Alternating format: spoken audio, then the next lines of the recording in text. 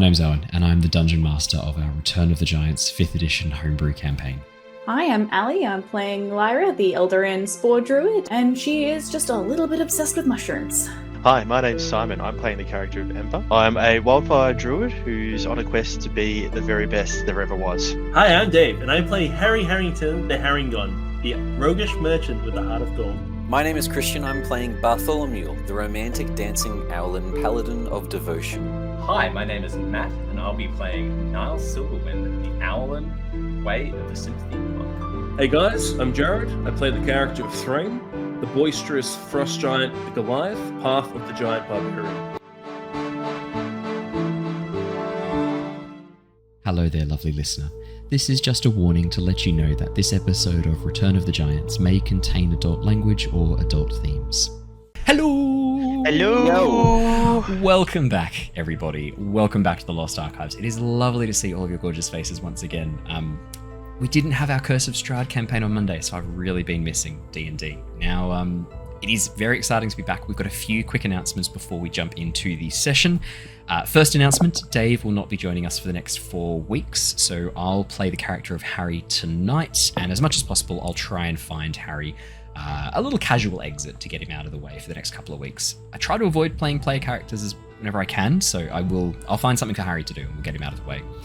We do have Jared and Matt on their way. If you're watching this on YouTube and you've seen it and you're watching on Twitch, you won't be able to see their faces just yet. They'll be jumping in as soon as they're here. Both of them running a teensy bit late. Ali was here with us for a moment, but she did reveal she had food poisoning and then vanished, which does not seem like a good sign.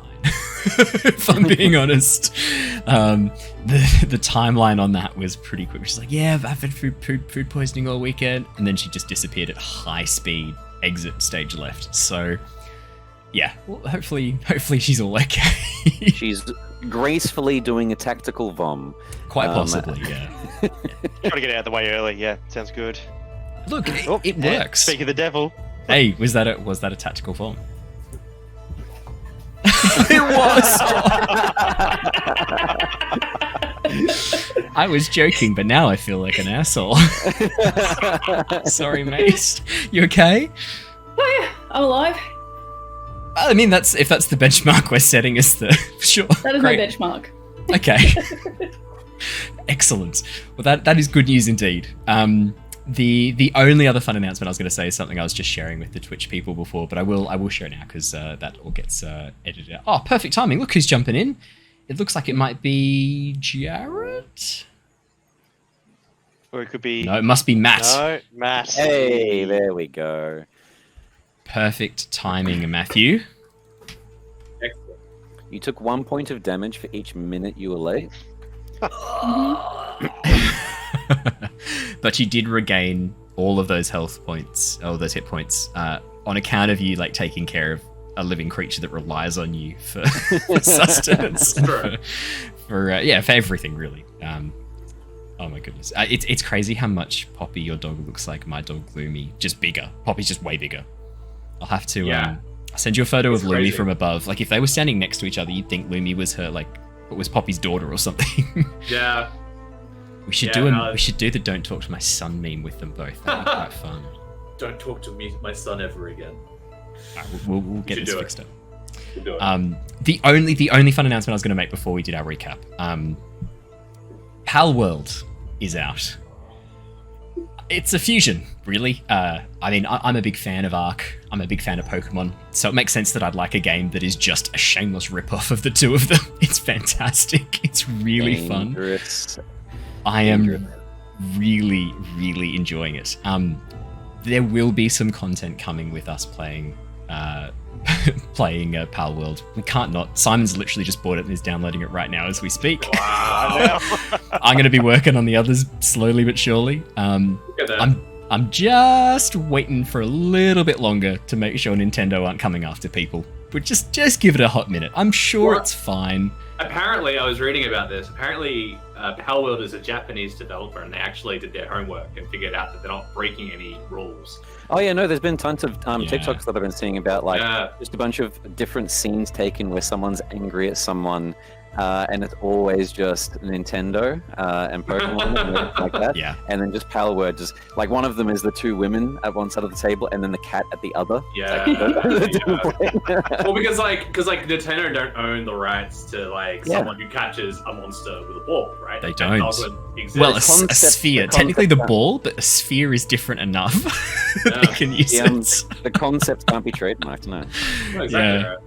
It's very funny. I have to say, it combines some of the best features of Arc with some of the best features of Pokemon. It is everything Pokemon Legends Arceus kind of should have been. Yeah.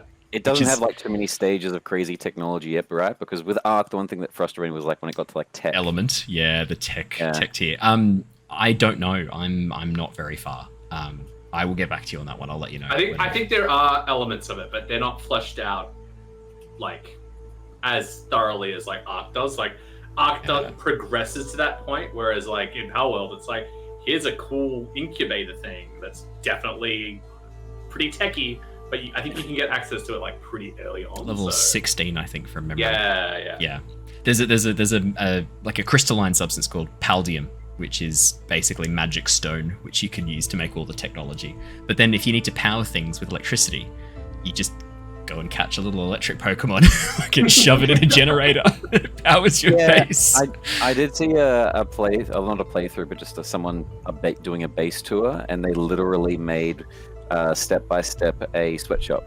Yeah. That's what the game is. No, seriously, that's what the game is. It's insane. I've got a fridge that's currently powered by an ice-type Pokemon. My forge just has a Firefox going into it the whole time to melt metal. Genuinely, that's how the game works. That's the entire purpose.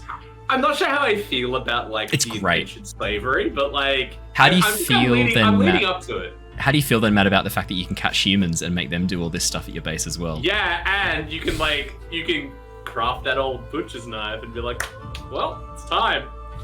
You can also condense them to make a mega human. Where you take all the humans and turn them into Pokemon candy and feed them to another human. It's genuinely horrifying if you think about it for more than 2 seconds. Yeah, the sheer fact you can capture just random humans. I love it.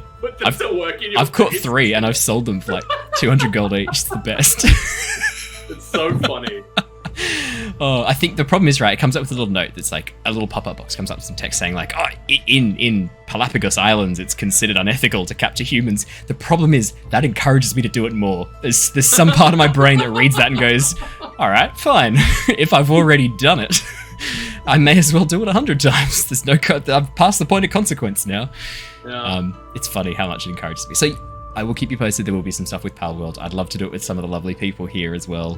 Whoever's keen. I know Christian has said that he can't possibly get addicted to another game, so I will not tempt you. It's mean. It's unfair. Do not have much money at the moment, and I'm already too addicted to competitive online games, which have grinding, ladders, League, Dota, stuff like that. I don't have time. Fair enough. It's early access, so there's loads of time to play the game when it comes out for release. It's going to be a nice slow release, and it sounds like they're committed to a pretty big roadmap. I mean, they had 5 million sales in a day, so I'd say they're committed to a big long roadmap. So yeah, I'll keep everyone posted on Power World. I just want to leave it just a little bit longer before we start doing stuff with it, just in case. I'm probably being overcautious, but it is Nintendo. So I think we'll just give him a hot minute. That was the only fun piece of news I have to share. So I think let's jump into the session. Let me do a quick recap, and we will get up and running. So let me do my read. The Tempest Adventuring Guild, a name now legendary across the lands of Nostea, has formed a brand new team. Lyra, Niles, Harry, Ember, and Threign are delving deep below the earth into the Underdark to seek rumours of stone giants taking over territory and arming for war. Now accompanied by Bartholomew and Owlin, taken prisoner by the Duergar, the team have been searching the Underdark for the village of their Deep Gnome guides that the Deep Gnome guides have come from. During their journey through the vast network of caverns, the team stumbled across a myconid colony and sought respite from the many dangers of the Underdark. They soon learned that the myconid colony was in fact under constant threat, their numbers rapidly dwindling. Most recently, a younger myconid was killed by a group of fish-like creatures called Kuatoa. Offering to assist the myconids by eliminating this threat, the team decided to head out into the surrounding caverns to hunt down these creatures. During the journey to the ambush site, the team were amazed when Harry revealed a hidden chamber using his recently acquired magic wand. Inside, the team discovered a long-abandoned research outpost of the Society of Brilliance, a group of scholars and mages dedicated to researching and understanding the Underdark. After speaking with the corpse of researcher Davian Hornsorrow using necrotic magic, the team continued on. Following the tracks of the Kuatoa down to the edges of a vast underground lake, the team watched in horror as the Kuatoa village played host to some strange, dark ritual, summoning an octopus-like entity through magic and raw belief. The group sprang into action, taking out a number of the Kuatoa and partially disrupting the ritual. Despite some tense moments, the group were victorious, the last Kuatoa cast into the dark waters of the lake below. Exploring the cavern, the party discovered a large stone mural at the rear of the entrance, sections of stone missing, obscuring the image. Luckily, however, it seemed a number of the Kuatoa were carrying these little sections as talismans, and while Ember, Niles, Lyra, and Bartholomew attempted to repair the mural and decipher the image, Threign and Harry debated cooking and eating Kuatoa, initially luckily deciding to abandon this course. With the mural mostly repaired, the image showed the distant past of Nostea, at first as still images and then as an illusionary, moving, almost holographic form when Ember channeled some of his magic into the mural pieces. The party discussed and debated the implications of this mural, understanding that the clue to solving the current events may well lie buried deep in the past. Deciding to make their way back to the myconid circle to report the good news about the Kuatoa, we left off as the party emerged from the Zirkwood forest, once again within the safety of the myconid circle. As you walk in through the main gates, we left off last session as the three Sverniblin, the deep gnomes, waved excitedly to you, no longer suffering from the infection, the infected spores that they had breathed in, a combination of Dream's magic, or Bartholomew's magic, and the myconid's healing has restored the deep gnomes back to what seems to be full health. And as the gnomes spot you and begin waving excitedly, you can see the myconid circle as well take notice. The three sovereigns standing to attention in the very middle of the circle, slowly raising their heads, looking towards you. And as the rapport spores floating through the air connect you to the minds of the colony, you hear the overlapping voices of the sovereign once again. You return at last. What news do you have? The Kuatoa that were by the lake that we, the one that attacked one of your children, we've cleared them out now, so... We fulfilled that promise. They shouldn't be an issue for you anymore. The creatures are dead at last. The circle is safe. Well, safe from the fish guys. Yes, speaking of that, we noticed when we were here your numbers dwindling. A thought that I had as we were walking back here. If several, I'm not sure how many people you can spare or how many of your kind you can spare, would like to go down to the village, you often speak about things being reusable, nature, stuff like that. I wouldn't mind going and protecting a small entourage to raise the bodies of those dead fish folk so that you can use them for more protection, hopefully bounce back from this deluge that your clan is going through. Before the myconids answer, you feel a hand on your shoulder, Bartholomew. And as you turn and look around, you see Threign standing there, looking almost a little bit embarrassed. Before you offer fish people, we throw them in lake. Do we throw all of them? He nods and looks at Harry and then looks back at you. Yes, Well- we threw all of them in lake. There may still be some chance, I think, Threign. When we did take a look at them, that weird lungworm seems to be full, but there were still some bodies floating atop the water. There were bodies still floating in water. I'll connect back telepathically. They may be gone into the depths of the water, but they may be summoned. I don't know about your clan, but how often do you come across things that you can create as guards? Often? Often we find bodies of the fallen. Some are useful, others not suited for our purpose. These fish folk, are they strong? Are they quick? Are they nimble? Are they useful? I think what made them useful was their collective beliefs, being able to, make creations. That's what I thought, though. The bodies definitely have to be dead in order for you to use them, right? To make one of us, a spore servant part of the circle, we must have fresh meat. Oh. Does the meat have to be dead? Yes, a lung worm life can give death. Death to life. Life to death. It's a shame you don't have really good poison. That lungworm would probably be a really good protector if you ever wanted to set up shop down by the lake. Don't know how your spores would fare in more of an aquatic sense. Are you affected by water? Your spores and whatnot? Do they travel through liquid? Our spores collect on the surface of liquids. Tension, barrier to our spores. They are stuck.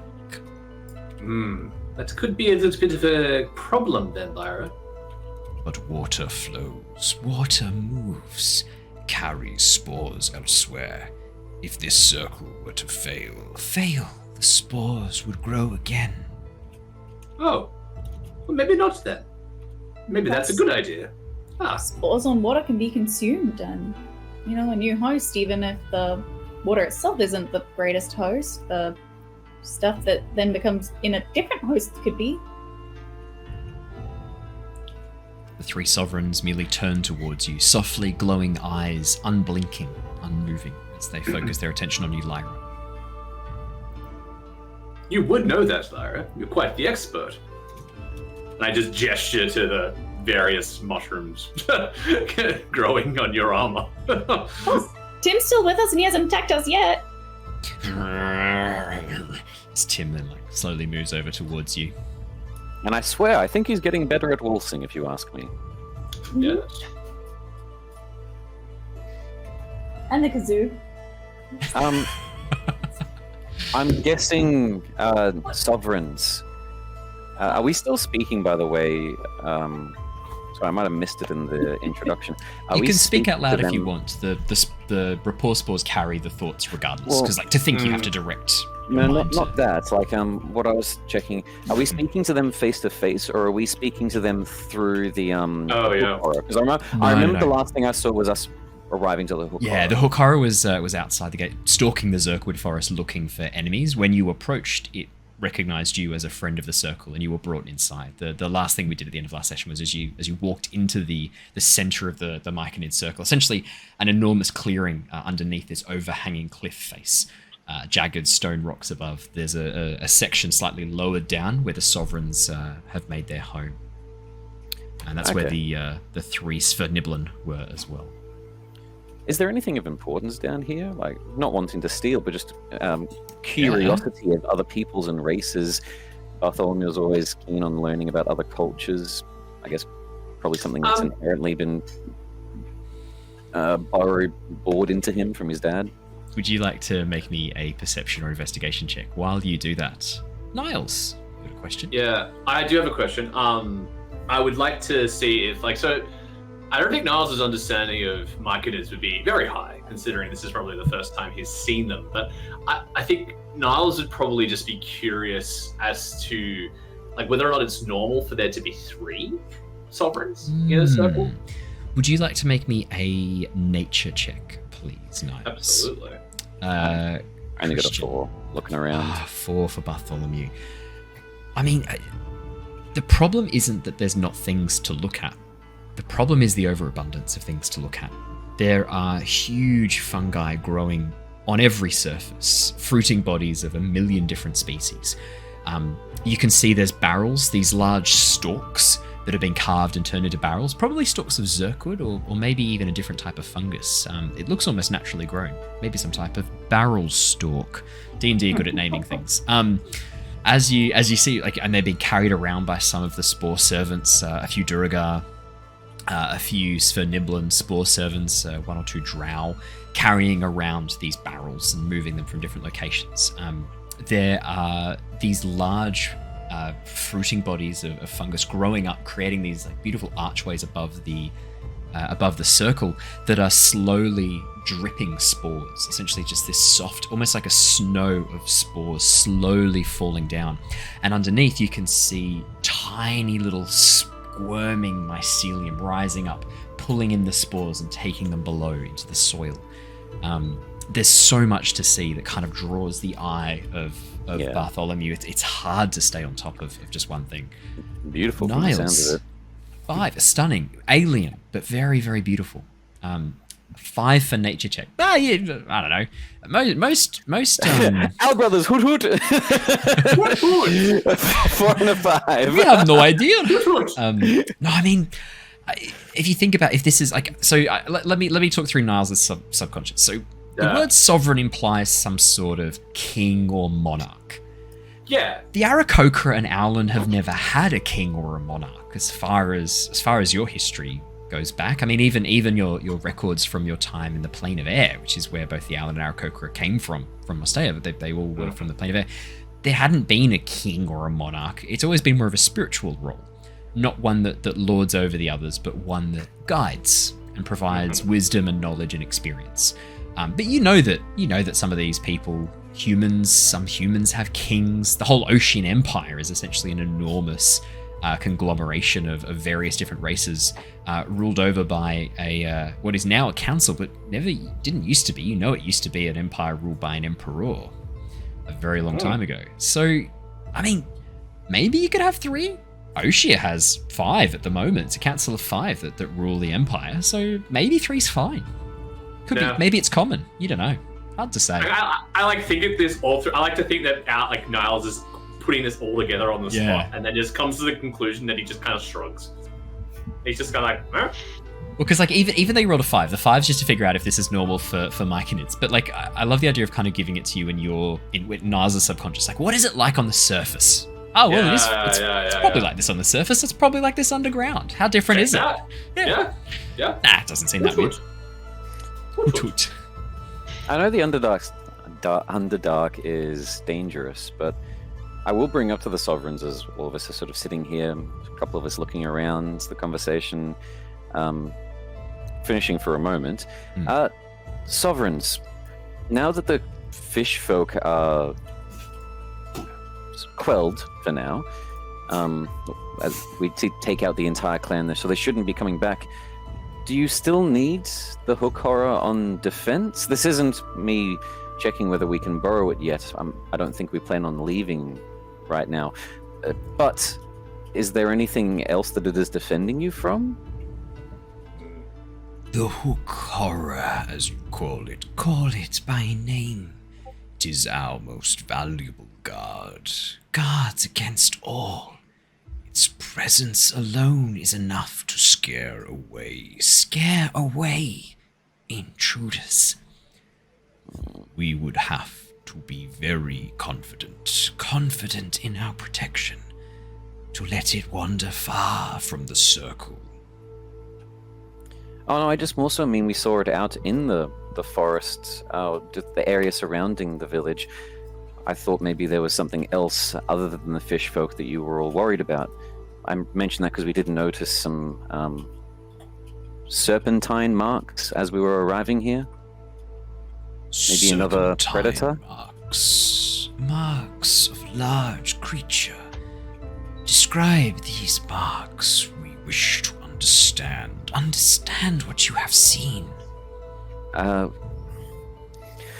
don't know what's down here on the surface world. It would be things akin to a snake, but much, much larger. I've heard of even giant snakes, giant constrictors, but even those don't compare to the, I guess, gullies that we were seeing being left behind.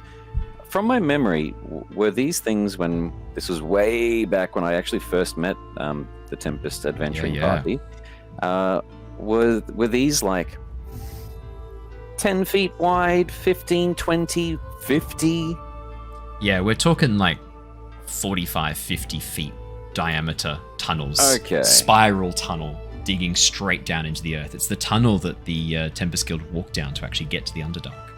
Okay, and we saw more of those, more marks, and, as if that area was like a traveling place, like a waterfall for this creature. At the time, you very wisely had a look to see how old they were. I think it might have been even been Ember who asked to see how old they were, or maybe Lyra. I get a sense it was one of you two asked it, like, how old are these tracks? And they were old. It wasn't a new excavation. Okay. This had been dug a long time ago. Well, months or years. Even if I know a lot, I don't know everything about the Underdark, so hopefully learning about another predator, I'll explain, about 50-ish feet wide, a circular-bodied creature that, even if it's not deadly, was definitely ginormous enough to be dangerous, even if it doesn't mean to be. I just thought if you guys are keeping an eye out for it, maybe we should as well. I thought that might be where the hook horror was walking around. The hook horror is for creatures, figures we have seen lurking in the shadows. They come close to the circle. 5 of them close to the circle. We do not know what they want. Drow, we think. Oh, I see. The hook horror is to keep them at bay, for they are hard to see. When someone did see them, do you know what they looked like? The drow seeking refuge here. Zaylin, she saw them. She told us to have protection. Figures dressed in chitin armor. Chitin, like dark painted armor. Okay. That checks out. This creature you describe, may we see through your eyes. Sure, I'll try, unless they're doing something else, I'll just try remembering back to the moment. As you try and call it to your surface thoughts, Bartholomew, to hold the image in your mind of the tunnels, could I get you to make me a wisdom saving throw, please? Yeah, sure. If this is for, like, them pushing it into my subconscious... It's more for how your mind responds to the okay. feeling of something so alien, so different. Like, this is the myconid circle, the sovereign circle, connecting with your mind directly. I just want to see how well you handle it. Yeah, look, I'm not that wise. That's a 5. As you feel what can only be described as a vast ocean, almost like the waters of the Dark Lake itself, still and calm. And you feel your mind plunging deep within it, cold and warm all at once, wrapping around you as you see eyes open in the blackness, the glowing eyes of the myconids. 1, then 2, then 3, then 7, then 12, then hundreds, as you feel the entire weight of the myconid hive mind suddenly pressed against your own. You try to recall and hold on to this image of the tracks that you saw, the large tunnels carved by this creature, but you're having trouble even remembering who you are as you feel the lives and minds of hundreds, thousands of individuals, those who have lived and died many, many times over and over again. And as you suddenly come back to yourself as the sovereigns pull away, you feel yourself slowly falling backwards as Threign, who was standing right behind you from before, goes, "Whoa there!" grabs you and steadies you for a moment. Okay, that was different. I see Bartholomew struggle with his mind, and I sort of say, easy there, brother. but it seems your mind still needs some training. Perhaps I can assist. Perhaps they can see through my eyes, but I don't know if they have. Oh, well, I did see the tracks. You might may have a little bit more luck seeing through mine. Oh. If I'm part mushroom on my father's side. Could I please get a wisdom saving throw from anyone who wants to open up their minds to the myconid sovereigns? Sure. 21, Lyra. That does seem appropriate, though. That does check out. Ember, that's an 8. Not that much better. Yep. It's not bad. 17 from Niles. Okay, let's do Ember first. Ember, exactly what I described for Bartholomew. This feeling of immense identity. Millions of personalities. All of the myconids who have ever been born, who have ever died, stored almost in like a hive consciousness. This entire network of minds, all thinking and feeling at the same time, is just overwhelming. And as you come back out of it, you don't quite sort of collapse a little bit as Bartholomew started to do, but as you pull your mind back, you feel Flicker on your shoulder wrap around close, nuzzling up against you with her feathers, trying to keep you warm as you suddenly feel a chill settle in, these shivers running across your body. Niles and Lyra, as you open your minds up, you don't fall into the dark waters. You float on their surface, knowing not to immerse yourselves in the mind, just a light touch. And as you peer into the dark waters and hold the image of the tracks in your mind, the image of the tunnels carved by this ancient creature that traveled through here long ago, you see in turn, reflected in the water, an enormous shape rising out of the darkness. Interlocking plates of chitin. This creature is hundreds of feet long. As it stretches back, you can see an enormous, long, armored body. Dark purple, coloring the chitin. Sections where it reflects the light, shimmering this incandescent green over the surface of the purple. And as the body spins around and the head rises, you see this enormous mouth with 2 sets of huge mandibles clicking into place, burrowing through the rock, consuming it as it eats it whole. And then as you begin to break contact, Niles, Lyra, you feel a resonance with the myconids, a sense of kinship. And as you do so, you feel something within you, something that you'd only been subconsciously aware of. A presence. It's been with you since the Feywild. Open its eyes with the other myconids in the dark waters. And as you look down at your chest, you see glowing from within you these 2 glowing myconid eyes painted across you. Around you, everyone sees this. You watch as Swampy, Lyra's what's it called? Sorry, it's not a spore servant. It's a it's like a spore protector or a spore guardian. Symbiotic entity. Symbiotic entity. You watch as Swampy slowly begins to grow from the mycelium tissue in Lyra's chitin armor, but not in his usual shape. You watch as, pulling itself free from Lyra, one arm taking on this almost like mushroom lichen-like appearance, and then another arm. And then as it slowly pulls its head back, Lyra, you feel those eyes fade, and all of you watch as Swampy's eyes open for the first time, glowing. Whoa. And as it slowly turns towards the sovereigns, it opens its mouth in almost what looks like a wordless scream. Soundless. Lyra, you feel your focus being pulled as all of the myconid attention, the entire colony, is focused on this entity.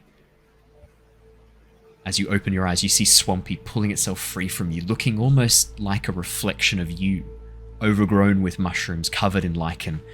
And as it turns towards you and looks at you, it reaches out a hand and places it very gently on your cheek, and then crumbles to dust. What the fuck? I think Lyra process that out loud. What Yeah, the fair. fuck? Wait, Yeah. all of Swampy crumbles to dust? All of Swampy crumbles to dust, Did crumbling Swampy back just into spores. die? Like you've seen Swampy do every time Oh. he's summoned. Oh. Sorry. I've never seen this. It just looked like something like Ah. sentience death. Every time Swampy's banished, he crumbles back into almost like this mushroom powder, Has essentially. Bartholomew seen Swampy? Have you summoned him in the Crook Yeah, you did, yeah. Before the Kuatoa. Yeah, but I didn't see him good get stuff. desummoned. He was kind of just gone one day, or like one After moment. 2 minutes, he just sort of, Yeah. goes away. Is everything okay? Did that thing just die? What was that? You were saying Buddy? Oh, That Tim too? Actually, is Tim just his normal Tim self? Tim's just fine. He's just standing there looking. Were those glowing eyes also on Niles as well? No, only on Lyra. Only on Lyra. Okay, I was gonna say that was crazy. As you sort of had this reaction, all of you sort of surprised, turn around looking at Swampy where Swampy was. You watch as the three sovereigns step forward as one, their hands cupping the almost like ash that Swampy leaves behind. And as it runs through their fingers, they pause and look up to you, Lyra. We thought there was a sovereign here. But it is not. It is not. It is you. And then all at once, all three speak. What are you? Are you a sovereign? What As the they look at you, Right. Lyra. What the fuck? I'm what? I mean, this body was, I guess, artificially created if you put it that way. Not what you call yourself. Yourself, what you are. There is something of the myconid about you. About you. Wait, didn't you mention that you had roots also in the Feywilds? Spores carried from the twilight woods long ago. Cracks, portals, gateways opened. We came through. Well, before I was pulled back here to this realm, I was also, I guess, in the Feywild and came here through non-normal means, I guess. I mean, if it feels familiar, maybe it sort of just feels like your old home from way, way, way back when. This is not familiar. Familiar. This feels new. This feels me. Can I pull Swampy back again? Oh, 'Cause yeah. after that short, yeah. As you do so, you watch as Swampy rises, larger than before, the glowing eye is still there, still looking a little bit similar to you, Lyra, a bit more humanoid in appearance. And as Swampy emerges from you, almost growing out of your back, pulling itself free, its arm pulling itself out of your hand, almost it's like not it dead. is, almost like it's within you at all times. As it pulls itself free and steps in front of you, you watch as it holds out its hand, and a staff matching yours grows, and it slams it down in front and takes a defensive stance in front of you, glowing eyes looking across at each of the figures in the glade. I will never get used to this. This is No, different. this is new for me too, don't worry. I think I just sort of pat Swampy on the shoulder and just be like, no need to be tense. These guys are friends still? Swampy does not respond. But I guess something felt sovereign, you were saying? What does that even mean? Feels like one of us. A mind. Soul. But it is not. It is not one of us. It is something different. Something Is it- new. Could it be similar to the Corey in a way? I mean, that's in the same way that your minds are linked and then linked to others, the Corey's sort of a linked mind in a way. I mean, We do not know this word you speak, this word you use, Corey. 2 souls, 1 body? The myconids will sort of look shrugging, confused, and you sense confusion through the rapport spore link. Lyra's probably just as confused. She's like, I really should have asked Shana more about this. But, yeah, I think Lyra's just, completely and utterly stumped. Like, she doesn't really have answers for them, but just sort of files it away in the back of her mind. It's like, things I need to ask Shana about later.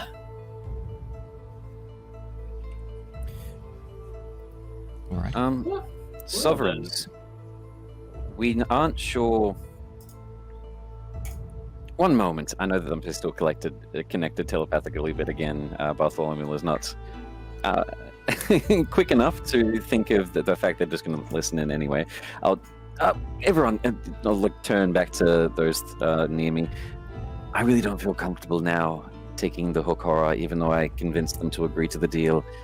Is there any chance that we could hunt something strong nearby to replace? It sounds like it's more than just a wall, but like a figure, a figurehead almost, that scares smaller creatures away. I mean, could we maybe... I mean, how difficult are hook horrors to fight? I mean, I've never fought one before, so I have no idea if this is, a absolutely ludicrous idea, but if we kill one, bring it back, ask them to make it into a hook horror spory dude. But Bartholomew is the expert on this, or we could ask the gnomes if they know of any creatures nearby that might be able to be hunted down. But yes, have you encountered any hook horrors before in your time down here, or did you keep a distance? Most likely, I've never encountered them myself, but I have heard Durigar that often spoke about boasting that they had taken them on in combat. My expectations in comparison to the surface world would be akin to, I guess, with our home, Niles, a giant eagle, very dangerous but capable with a group. Ooh, yes. That could be a bit troublesome. They can't fly. They're hook arms. They're not birds, even though they kind of look like a large penguin. No, it's more akin to just their dangerousness. We would need to be careful, but as a group, I think we could. I just didn't want to. The reason I'm asking all of you, and Lyra, thank you for being so eager to help. Obviously, this is my idea, and I didn't want to force all of you to fight something that is life-threatening unless you're all okay with it. Well, I'm sure Threign here won't mind fighting something large. It would be a good test of his around strength. and look, you see Threign has actually taken a seat over on one of the rocks towards the side of the circle, sharpening his axe, looking almost a bit lost. Yeah. A bit thoughtful. You're you're all an adventuring party. I guess this would be akin to a side quest if we wanted to do it. My thought process is either we do this, or I would most likely take back the offer and would refute the hook horror. I know the defense is handy, but something handy for us is life-saving for these myconids. I didn't realize that until the Sovereigns mentioned that. The way that I see it, I mean, if we, go see if we can take down a hook horror of our own, bring the body back here, see if we can, get them to reanimate it for us, and then, we have it help us out with whatever it was that you wanted it to help us out with, and then we can offer to give it back to them afterwards. They get a win. I agree 100%. My thoughts for the hook horror originally was just we were already sticking our neck out for the Sovereigns. Our trade, something of recompense on our side, and looking at the size of the hook horror, a bodyguard in a place as dangerous as this is always handy. But I now don't feel comfortable taking a bodyguard for us if it's going to leave the sole prime defender of this place. Defenseless? Yeah. Obviously, the Sovereigns are sort of like, there's not really a private conversation in a myconid circle with rapport spores. It's not really possible. There is a pause as the Sovereigns have been sort of like not deliberately listening, but they can't help but hear There's a pause, and then you hear in your minds, there might be another way. Oh shit, that's right. I'm so sorry. I guess I wasn't speaking bad anyway. I didn't mean to keep you excluded. Another way? You, little sovereign. As they point at you, Lyra. Spores that animate must be given fresh. But if you are like us, like sovereigns, can carry safely, we could gift you some of our spores to reanimate, to give life. That would be If you cool. could contain them. How Oh, are I they get it. contained? They hold up Like, their is it like hands, and you watch as their hands, the plates of mushrooms, slowly begin to split open, revealing a network of dense mycelium underneath the flesh. Almost softly glowing blue-white spores, kept fresh and safe within. And as one slowly pulls off in the wind and floats towards the ground, by the time it touches the ground, the glow fades, and you watch as the spore dies. So we would not need to even worry about finding something nearby, bring its body back, and spend all that time to do it. We could simply just find something worthy along the way and raise it as a on-the-road bodyguard. If you can contain our spores, if you can hold life, then you can bring life to death.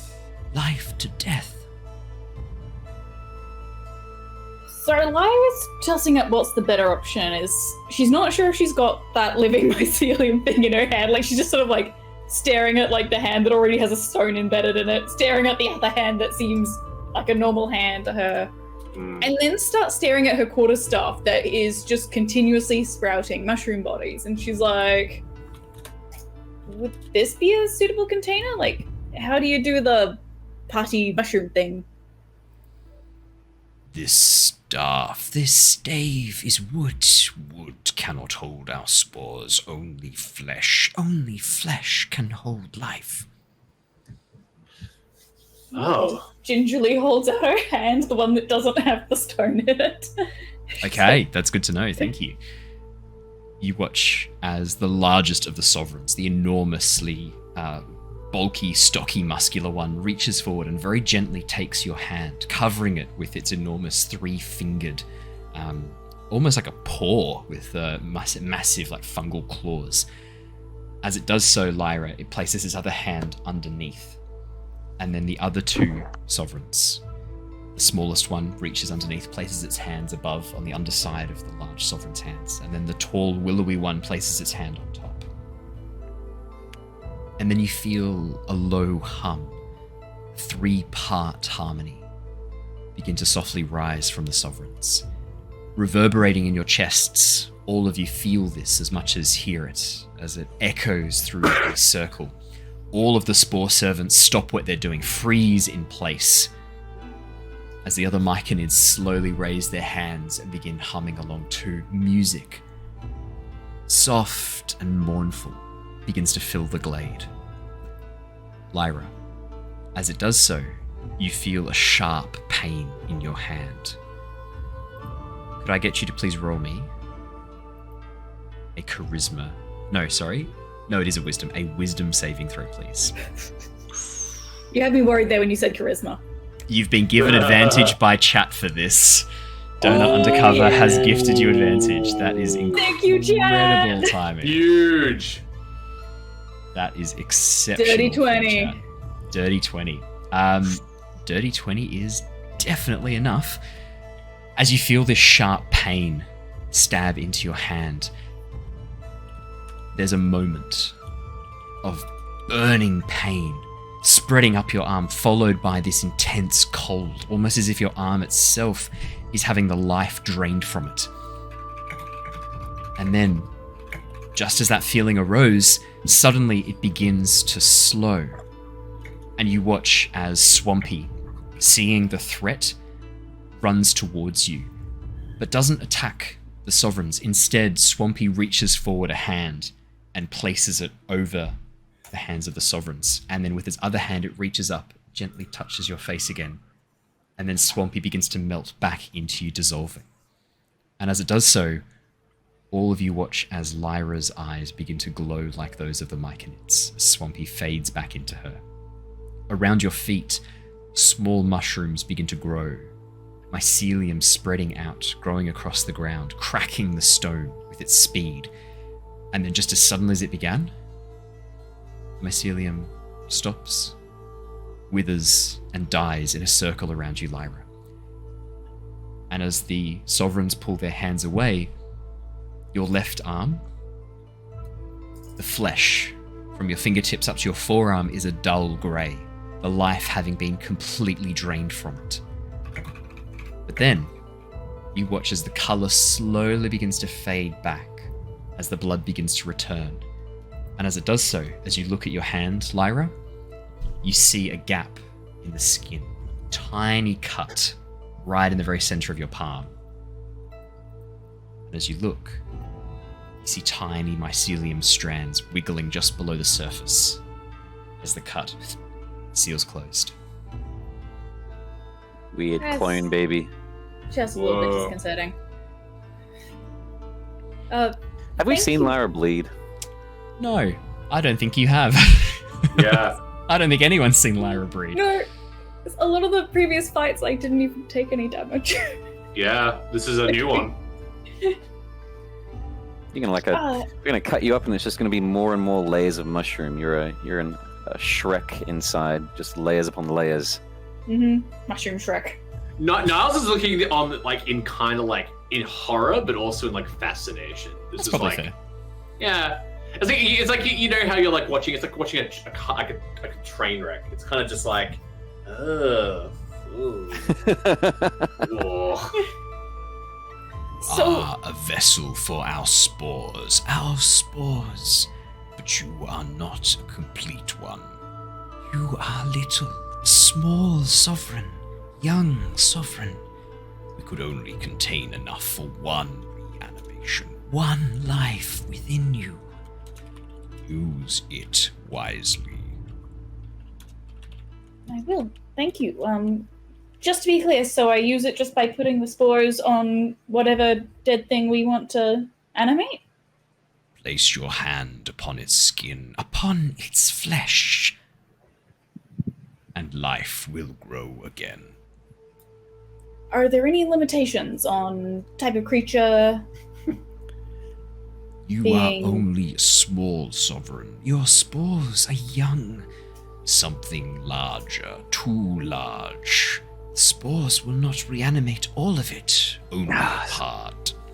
Dumb sovereigns. I wanted to raise a purple worm. There goes my dragon plan, I guess. Yeah, Elder Dragon. Like, let's go. Kill Hadar, raise Hadar, have him as like a little baby follower. Cool. Could be cool. Thank you. Do you guys need any other help with anything before we go off to... What are we doing again? Well, I think if we're not needing to get them a follower, our journey, I'll look over towards the gnomes, maybe in the direction of where we were wanting to head previously. Lindenstone, and maybe just a quick stop over there as we then continue on to the furnace mines. What about Zaylin though? We did say that we would help her out. Yes. Maybe a quick chat with her before we leave here. She might even want to come along with us the same way that I have. Harry slowly raises a paw. Oh, Harry, yes. How are you doing down there? Oh, I'm good. Just been watching Lyra turn into a mushroom more. Yeah, me too. That's been rather horrifying. Yeah, it's but kinda also weird. quite fascinating. I mean, it seems like a good thing for Lyra. I'm happy for her. Harry Good just job, sort of Lyra. shrugs. I hate the term that Undercover just came up with, Lyra incubator. Lyra incubator. Ooh. I was just thinking. I was just having a bit of. Sorry, no, Harry's Kiwi. I was thinking, right. So, like, we got to leave the circle at some point. Zaylin wants to leave the circle at some point. The Sovereigns mentioned something about some like shadowy figures moving about, you know, all creepy like. I was wondering if maybe if you lot all moved off making a lot of noise and drawing their attention, maybe I could sneak off with Zaylin and keep her safe for a little bit, and then I catch up with the rest of you. Well, once you've gotten some more food, with that lovely little British boy's accent. Yeah, I know. What happened? Yes, it's switched halfway. Don't know what happened. Don't know what happened. It's just. I don't know what so happened. strong. I know. I just lost it. I was like, nah, I'm not stopping. Just carry on. Thanks for calling it out, though. Almost got away with it. Wait for you meddling kids. It sounds like a good plan to me, Harry. I mean, if you can convince. Oh, sorry. No, it's just going to say probably try and convince Zaylin, but I doubt she'll be too upset about it. I was going to say that Zaylin seemed to think that these assassins were pretty strong. If you can convince her to go with you and leave the circle, that would be a plus. Would you stay down in the Underdark, or would you return to the surface? Well, she said she wanted to go up to the surface, so I guess I could try to take her up there and then come back and meet up with you guys. That could be good. You could take her back to the Tempest Guild. Not that you've actually been to our guild. No. Yeah. Harry has been. No, I don't think so. Yeah, because Lyra threatened to cut off his hands if we stole anything from him. No. No, that was the ship. That was on the ship. That was on the ship. He hasn't been back to the... I don't think you guys made a stop over in Oxenford, did you? I think he just... No, we didn't stop at Oxenford.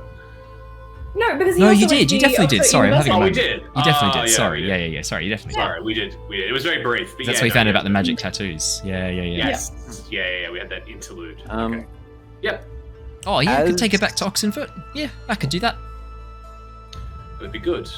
Got some items I need to pawn off when I get there. As we're talking, I did want to see, as I'm not super confident on the way back myself personally, if Rope, what's his name? The gnome. Noose. Noose. That's it. If Noose has any sort of a look when I mentioned going back to the furnace workshops. Yeah. The three gnomes sort of watching you interact with the Sovereigns, they seem to be keeping their distance a little bit from the Sovereigns themselves, looking around at the Spore Servants with a mixture of, I'd say, probably horror and confusion, right? Because there are some Sverniblin Spore Servants walking around within the circle, working for the myconids, and you can see the Sverniblin are a little bit unsure about it as they look around, like clearly more comfortable with it than any surface dweller would be if this was like equivalent with humans or halflings, but yeah. Seems like they're not keen to mess with sovereign business, I would say is the best way to put it. But yeah, you can see them both sort of sitting over there talking. All three of them sitting over there talking. Gook, the young female who looks like she's probably in like her 20s if she was a human, munching away on a loaf of some sort of bread-like product. Gobbledy and Noose sort of talking rapidly, occasionally looking over at the six of you in a little bit of confusion and pointing out the gates. Okay, so Noose obviously wouldn't have ever heard then me mentioning. No, you don't get the sense that their focus and attention is on you. Okay, no problem. With all of us deciding what to do, the Swift Nobleman would know how to get back to Blindenstone. Do we still want to help them? They came to the surface to collect all of you fairly easily on their own. I guess the only reason to go there rather than straight to the giants is if we wanted to help with whatever sickness seems to be befalling their people. I think we owe it to these gnomes that almost died to get our assistance, and I believe that their conflict seemed to be aligned with our own objectives. They said that the Duragar have been on the attack, which seems to line up with the movement around the stone giants. So it could be a two birds one stone sort of situation, perhaps, if we play this out right. 2 gnomes, 1 stone giant. Ho ho! Hoot hoot! Hoot hoot. Okay. In that case, with us sort of having a plan of what we want to do, well, did we want to spend, I guess, 1 rest here? It's hard to tell the difference between day and night. 1 rest and then leave tomorrow? I think that's wise. I mean, I'm probably fine, but I've got pretty much no spell slots left, so I need a bit of a nap before I get some magical power back, but... I equally feel exhausted. Mm-hmm. Yes, a rest I think is in order after our events down in the depths. I think that would be wise. And then go help the Snivit. My tongue cannot pronounce that word. Sverfniblin. Sverfniblin. If you say it with a Scottish accent, it just makes more sense. The Niblin Bros. Okay. Well, I guess if the sovereigns need nothing more of us, I know that all of you had been meeting them, but I'm obviously on, I would like to think, friendly rapport with Noose. I don't mind letting the gnomes know our plan, and we can all head back to the patch of dirt that our fire is at. Not really a room, I guess. Unless there's anything else you all had to do here. Sounds Lyra, like do you have any more weird bits of light to eat with your skin? I don't think so. Also, are my eyes still glowing? They felt like they were glowing before. Oh, they were definitely glowing. Are they still glowing, DM? No, they died off as the sovereigns. Yeah, Lyra, they're still glowing. It's weird. Oh fuck, that's gonna be really hard to hide in the dark, especially since we're in the Underdark. Yes, good luck with that. But yes, also that was rather bold of you. Are you sure you're okay with that? That's well, I guess it's too late now. Yeah, I mean, also in the grand scheme of things, you know, in this short, 2 weeks has it been since we've all been traveling together? We've had stones embedded in our hands. We've talked with gosh knows how many giants. Yes. We're really good at contracting things. Yes, that is a worry. Yes. I don't know how I feel about this. I would like to keep my body parts. I'll put my hand on Niles' shoulder. Well, I've contracted some friendship. Oh, that's sweet. Oh, that's gross. As Harry tries to wash his hands off. I didn't step in it, did I? As he looks around.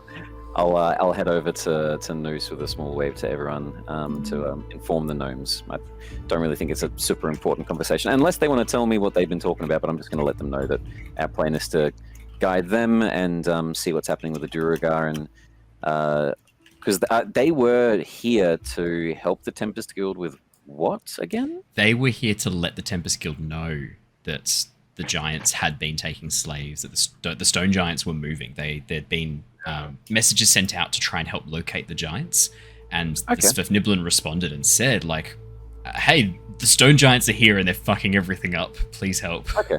Well, I'll let them know that's still the plan, but prior to that, we're going to see if we can help with this conflict with the Duergar and this sickness that it's happening to them. I'll let them know that. Yeah, I mean, if you wanted to talk to them, all of you can. They're more than happy to have a bit of a chat. Unless there's other things you guys wanted to do, let me know. You tell me. I did have some other stuff. I was going to sort of just give them a quick update. Sweet. And other people wanted to join. I won't stop that. Yeah, other than updating the drow as well was the only other thing I was thinking. Yeah. Yeah. Okay. So Harry's going to go over to talk to Zaylin. Did anyone want to go with Harry to talk to Zaylin? Because what we'll do, we can split you guys in half. Half you can talk to the gnomes, half you can talk to Zaylin, if you like.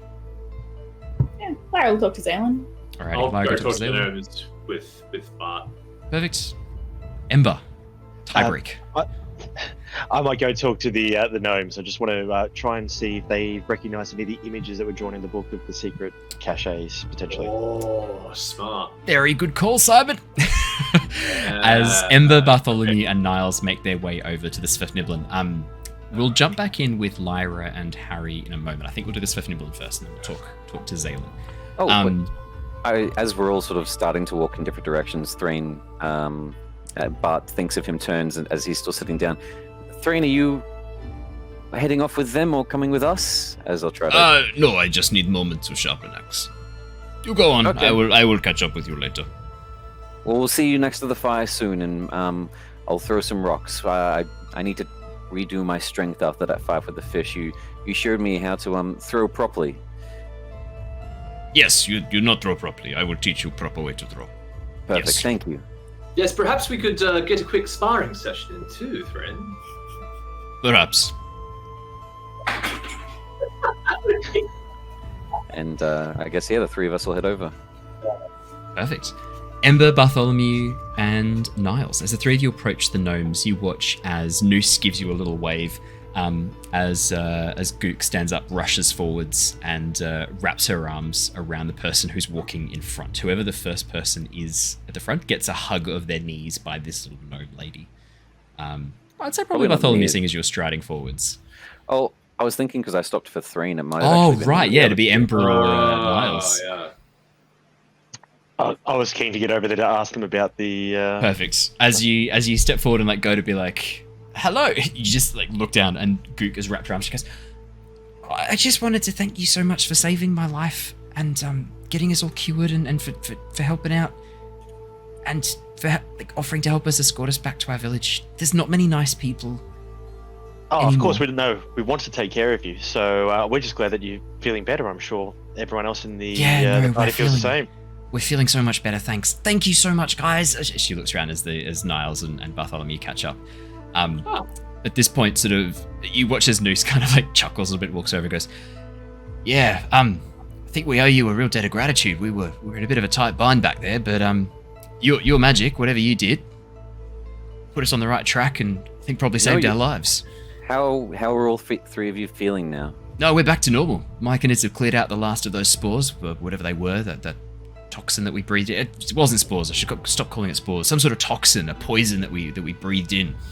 Apparently it was slowly taking us out. They called it a neurotoxin, something like that. And they said you breathed it in, or you know that you breathed Oh no, it in? we knew we'd breathed it in. It burned our lungs as we were breathing. This is while we were trying to escape from the mines. I swear I recognize you. Have I seen you before somewhere? As he looks at you, Bartholomew. Is this Noose? Yeah, Noose. I thought me and him caught up when we first met. Yes. Sorry, memory's a bit foggy. Oh, he would have been all catch up, mind didn't we? Yes. Oh, sorry, you must have not been in the right state of mind. Everything was probably whacked out. You did feel very optimistic compared to how we were when we were working together. Yeah. The mines, but not. Well, actually, this thing they constructed, he just said the mines. Is this the mines of Lindenstone, or is this the furnace mines with me? He's talking about the furnace mines. So they escaped Oh, so they contracted it there. escaping from the Duragar. And the Oh, Stone shit. Giants. So the Duragar and the Stone Giant. So this wasn't at Lindenstone. I had that the complete wrong way. Oh around no! there. So I mean, he'll share this. No. We saw a break. Duragar weren't watching. They were distracted by one of the large stone giants, talking to them angrily and getting all upset. The stone giant just reached down and brushed one of them aside. Literally turned him into paste right in front of us. So we took that opportunity and we ran for it. I And it's see. just- So I didn't realize all three of you. I thought that you, Noose, had escaped to Lindenstone and recouped with your kind. I didn't realize all three of you were from No, the we haven't mines. been back. We came straight to the surface. We had to talk about what we thought would be best. We made a decision, and we thought getting the message out that there was trouble was more important than talking to our family first, getting back to our village. I hope we made the Agreed. right decision. I think we've made the right decision. No, I 100% agreed. The work conditions there weren't the best with management. No, that's one way of putting it. It was Yeah. awful. But yeah, no, it's good to see you again, and thank you for helping us out. We were in a tough bind. Really appreciate it. No, that's fine. Do any three of you? I have a rough idea. I guess if with this case, then Ember, Niles, I had it the wrong way around, maybe due to my own lack of information. We probably don't need to go to Lindenstone. It sounds like what is happening is everything's connected in one. It's happening at the mines. That's what I was under the impression was happening as well. We're going to try and head back to our village. I mean, if you did want to accompany us, we can guarantee you a warm bed and some good food before you head deeper. And I mean, How far is your town? Yes, what Ember probably said. a day or two's walk from here. I mean, if you're heading back down into the forge mines, you're looking at a 2-day walk from here. It's not on the way, but it's not out of the way, if you know what I mean. If you were to take a detour through Blindenstone, it's not too far out of the way. I look around the Underdark a little bit and go, I think any warm place, comfortable, secure place in the Underdark to rest would be a benefit. So I think if it's not too much trouble, maybe resting there on our way to the mines would be wise. I agree. I need a chance to arm myself properly. You watch as Noosh shakes her head. No, it's no trouble at all. You lot, no. You would be welcomed as honoured guests if you would accompany us to Blindenstone. And I know all of us are a bit anxious. I mean, we haven't been back in a long time. I mean, I was taken outside the village, but I know Gobbledy was actually captured in Blindenstone when the Duragar raided. We don't know how much of the...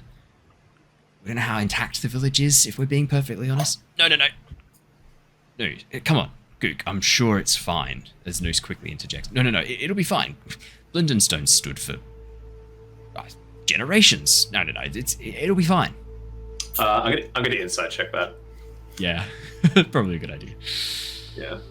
Also, what's my history and knowledge of Blindenstone? Because from memory, out of game, I thought it was must be much more defense to be so easily raided by Duragar. It was, yeah, it is. It's a large deep gnome. It's not a stronghold, but as close as the deep gnomes would get to making a stronghold. Yeah. For the Duragar to have successfully led a raid into Blindenstone is concerning. That is definitely concerning. Blindenstone would be the main capital of deep gnomes on Nostea, correct? It'd be one of the largest settlements. The idea of a capital city for the deep gnomes, they haven't really had one for a very, very long time. The Duragar have led a very conscious campaign of essentially using the deep gnome as slave labor, and they have continually prevented any large cities from ever forming. The largest settlements would have maybe 200 gnomes in them. Okay. So no big metropolis of gnomes anymore. There were, the histories speak of it, but not since the Duragar have really actively ramped up their... Other than knowing that it's a fortress, the history check just, I was to see if I knew things about the layers of defense. I'm wondering how they got past them, but I probably just know that it's a fortress. Yeah, I'd say when you get closer, if you want to make a perception or investigation check, you can start to sort of notice. I mean, you've come from a military training in some ways, a monastic training in the martial arts. You'd have some knowledge of fortifications. Niles, is that a 21? It is a 21. Noose is lying. Yeah. Not just to her, but to himself. He really, really wants to believe this, that Blindenstone is intact. Yeah. But you saw his face as Gook explained that Gobbledy had been taken inside the fort itself. Oh, bro, if they're working with the stone giants, it's probably been fucking rocked. Did you say that out loud? Literally. Did you say that out loud? Probably that it was even for Christian, it was sort of just like a realization. Bartholomew probably not whispered, but a hush. That sort of thought to himself. Yeah. Could I have a stealth check, please? A subtlety check. Just want to see, subtlety check. Oh no! My God, that be a natural one. Wow. As you shout out, exactly as you did, Christian, it's just, oh my God, they're working with the stone giants. Dude, they're gone. As you just shout that out, you watch as Gook turns towards you, her large grey-brown eyes opened wide in sorrow as a tear forms at the edge of her eyes. And she goes, "Oh no! You really think so? Oh no! I don't think that's at all. My friend here is just exaggerating. My family, Sure, it's fine. You watch as Noose looks at you, shooting daggers. He's like wraps an arm around her, and goes, No. They'll be fine. No. Blindenstone stood for hundreds of years. It'll be fine, right? Don't believe Bard. I mean, we thought his name was Dream for a long time. We don't know what's really Yeah, happening. he's a bit confused at the moment. Been down here a bit too long. You know what I'm saying? We've been down here our whole lives. Look, Bartholomew has a very low wisdom. Reading the room is not an okay thing, even Oh, with the charisma. fuck. Being the planner that I am, always assuming the worst. Niles, Ember, Noose. Is it really worth our time if we go there if the place has actually fallen, as nice as we're trying to be? What if it no longer exists? I think the place would potentially. I mean, we don't know Dream until we go. I think it's the best thing to do to take them back and to, as I said, it's on the way. There may be some clues there It's as mostly well. on the way. She wipes a tear away. I just say that there could be some clues there. If the city has been attacked in any way, there may be indications there that may be able to help us in our upcoming adventures against the Stone Giants. So it could be worthwhile just to see what they've employed, what they were able to do to the city, and perhaps we can assist if there are any people there that may need assistance. Gobbledy, the older gnome, who really hasn't spoken very much before, slowly stands from the rock that he's been seated on just a few, sort of, maybe 5-10 feet away from you guys. Stands up, stretches his back, and wanders on over. Right, okay. Here's the plan. Had to think. This is what we're gonna do. We're gonna head to Blindenstone.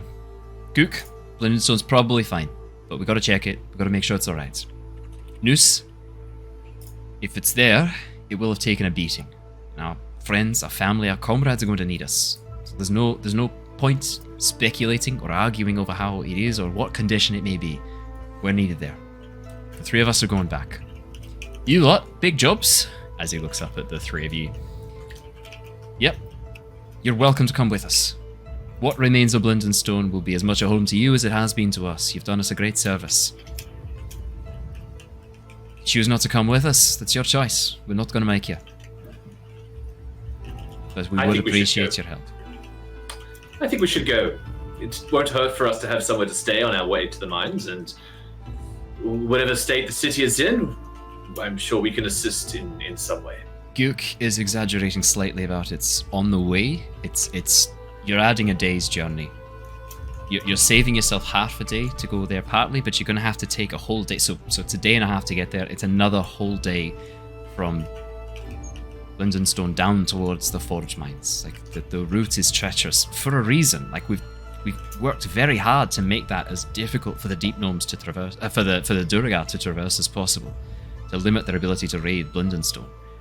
We're still able to get some sort of recuperation on the way in a relatively safe space. Of course. I would still take my chances with the city than to camp out in the Underdark. We'll send a deep gnome guide with you down towards the forge.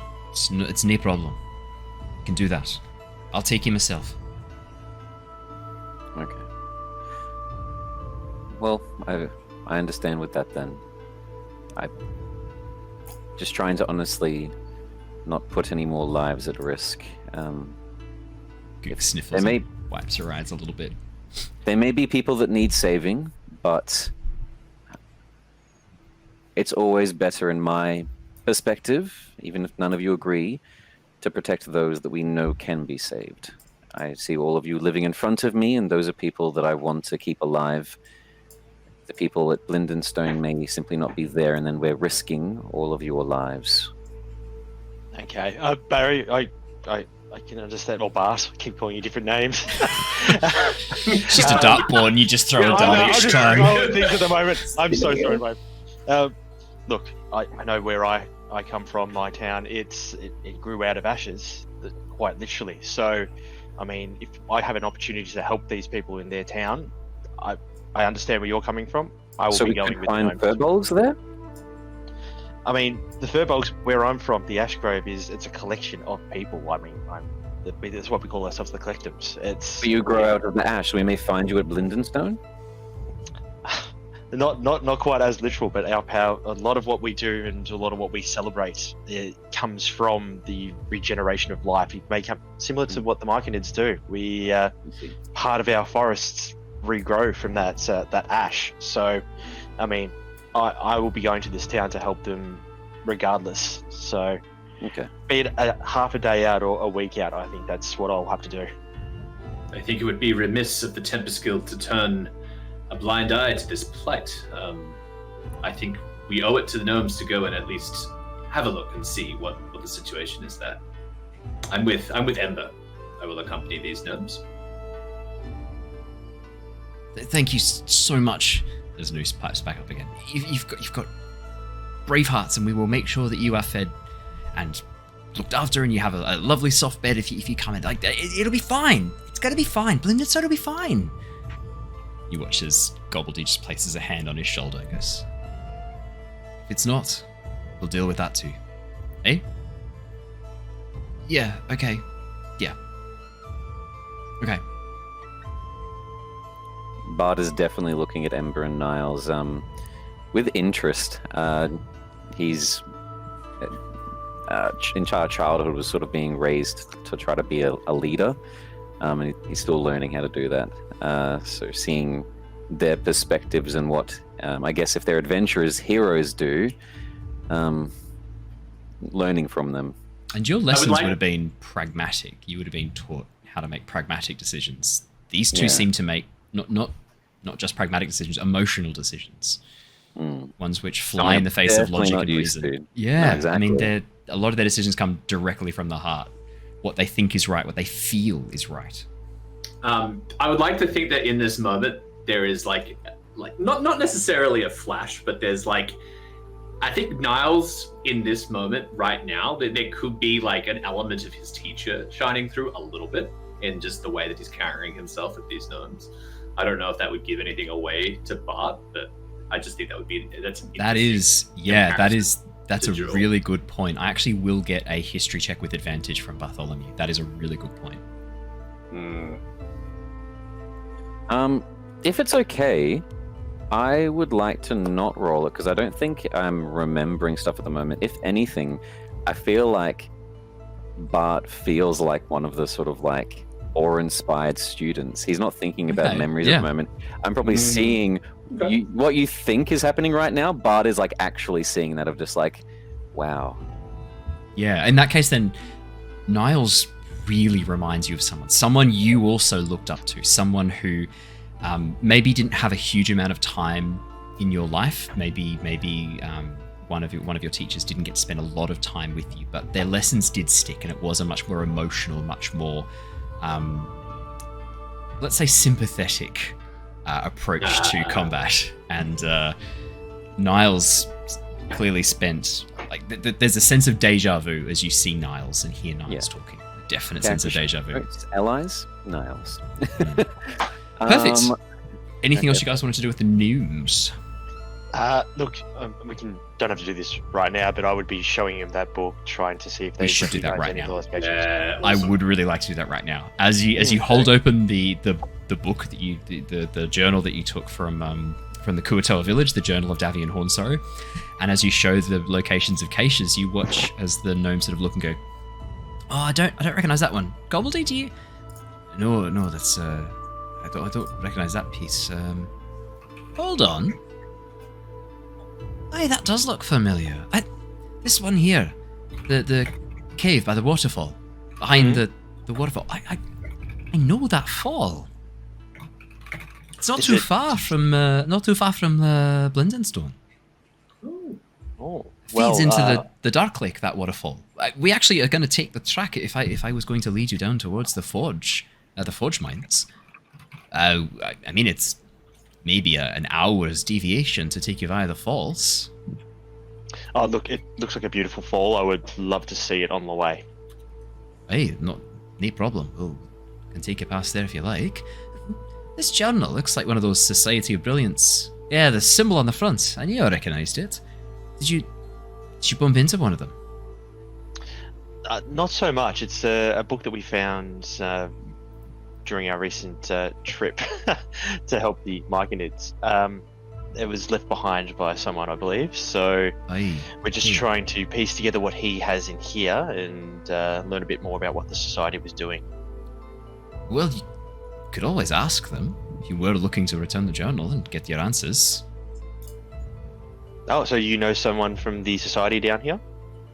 Aye, we've traded with their tower many times.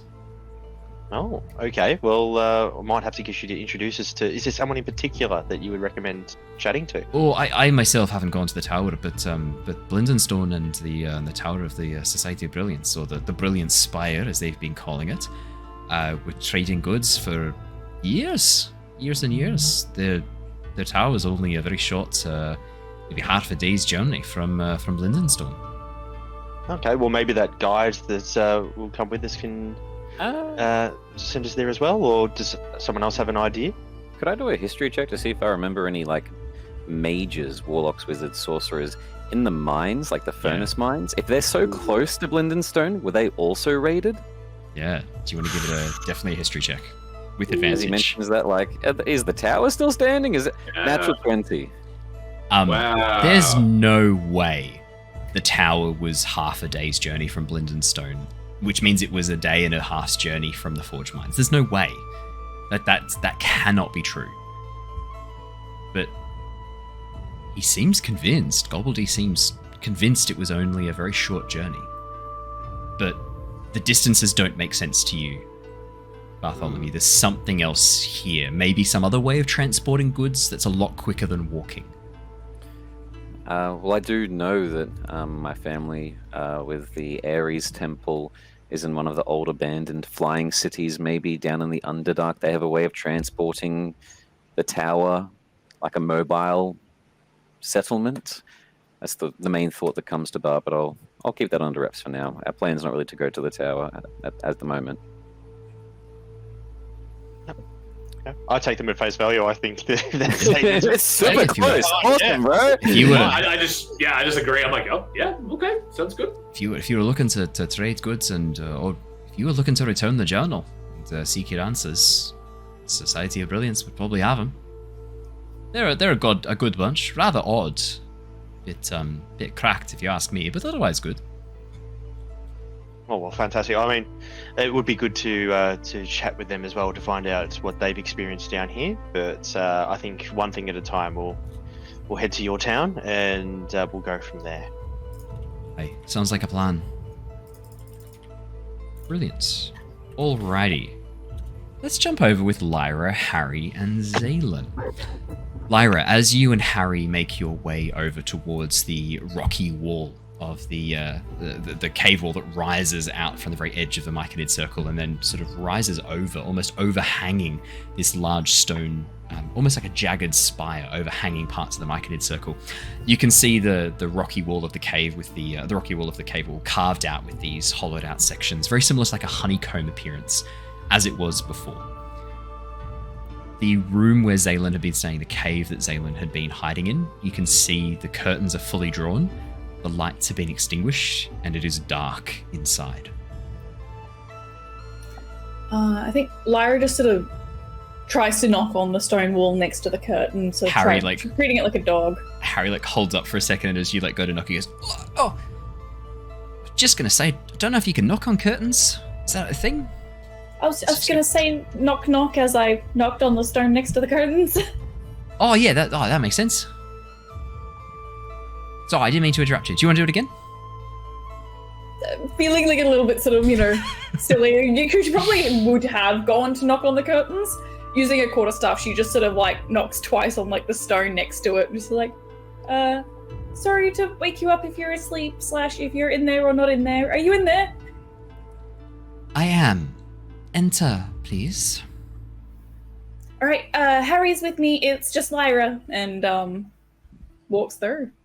As you enter in, previously you hadn't actually seen the inside of Zaylin's room. It is pretty sparse. There's not a lot here. a narrow bed laid down with what looks like straw, very rough mattress, rough pillow, one cabinet in the far corner with a few personal items that she's currently removing from them and placing on the bed. And you can see what looks like a carapace-like armor set out on the floor next to the bed, her long silver blade still at her side. And as she turns towards you, hands still on the hilt, she nods as both of you enter, looks at you and Harry and goes, "Right, just the two of you. That's a bit easier to handle, isn't it? How'd you go? You're still alive, so I assume all has gone well." Kuatoga are dead, at least the ones that we saw by the Dark Lake. And we did come across a group of assassins that we were wondering if they were the friends of yours that you were hiding from. If you met with the Shadowblades, how are you still alive? All of you. Didn't meet them. I mean, they clearly sort of saw us taking out the Kuatoga camp, but even though we were, probably pretty clearly exhausted from the fight, they decided not to engage. And you saw them how? Oh, that was me. Harry raises a paw. That one, Yeah, I saw you got him. good eyes. Yeah, got good bunny eyes. Lots of carrots. Yeah. Oh, I ate loads of carrots. Yeah. Nah, I saw him. Creeping about, looking all spooky. Sorry, could you even see in the dark? No. And yet you spied figures. It's the carrots. They help People. them to see in the dark. You spied the Drow's deadliest assassins, trained from a young age to melt into the shadows, empowered with magic to keep them hidden from unfriendly eyes. You just saw them. Well, who says Harry's unfriendly? Lyra's sort of like starts glaring at Harry. Oh, I just got lucky, Rest of the lot were fighting. I just sort of had a look over. I see him creeping about. Wish I was here right now. Me too. This Can makes no Lyra sense. do an insight check on Harry at that? Like, Yeah, sure. Yeah. Says she's like, Yeah. unfriendly eyes, and she's like, wait a minute. That's a fair call. Yeah. Rory's got all these weird Oh, no. warlock stuff going on, and he's apparently just sees 11. these invisible. I'll be fair. I will roll a deception check for Harry. It's the only fair way to do this. Alrighty. What's the DC to beat? 11? Yeah. Harry's pretty deceptive. This Yeah, is he going to be an is. interesting one. Wow, Harry is very deceptive. Dave has built a character designed to be problematic for you. +7 to deception. Yeah. I'm a +6 to insight. I just rolled shit. I love that, like, Harry plays this very, like, oh, I'm just a happy bunny. I'm but, a like, happy deep bunny down, with a heart of he's gold. just like... Lyra. He seems like he's telling the truth. Maybe he just got lucky. I guess. They weren't, 17 for we were- Harry. Wow. we were all like, the rest of us were all pretty engrossed with some stuff that we were looking at, and so, they probably were like, oh yeah, these guys are all really focused on like whatever the hell it is that they're looking at, and Harry's just kind of like wandering around being like, ooh, what's over here? I'm sorry, but if you spied the Shadowblades, then they wanted you to see them. But the rest of you didn't. It's not like they would have known that only one of you was looking at them.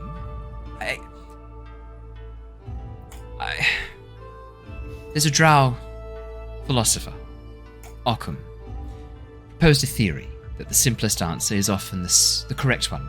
We call it Occam's razor. The only answer that makes sense to me is that you did just happen to see them somehow. Which either means they're getting very sloppy, or you got very lucky, little rabbit. I'm pretty good, you know? Got pretty lucky and I'm pretty skilled. It's like brushes a bit of fluff off his shoulder. Not wanting to put a counterpoint to my own ally, but we were actually kind of half expecting an ambush on us on the way back, because, the way back, there's a few very tight passages, perfect opportunity. Which means either... they didn't know that you had seen them. That's why I can only assume that you saw them. But why were they without them watching us in the realising. first place? Unless they are the most unlucky assassins in the world and just happen to be passing. Like... No, I doubt that sincerely. They've been spying around the edges of the glade here, around the circle, since I fled here.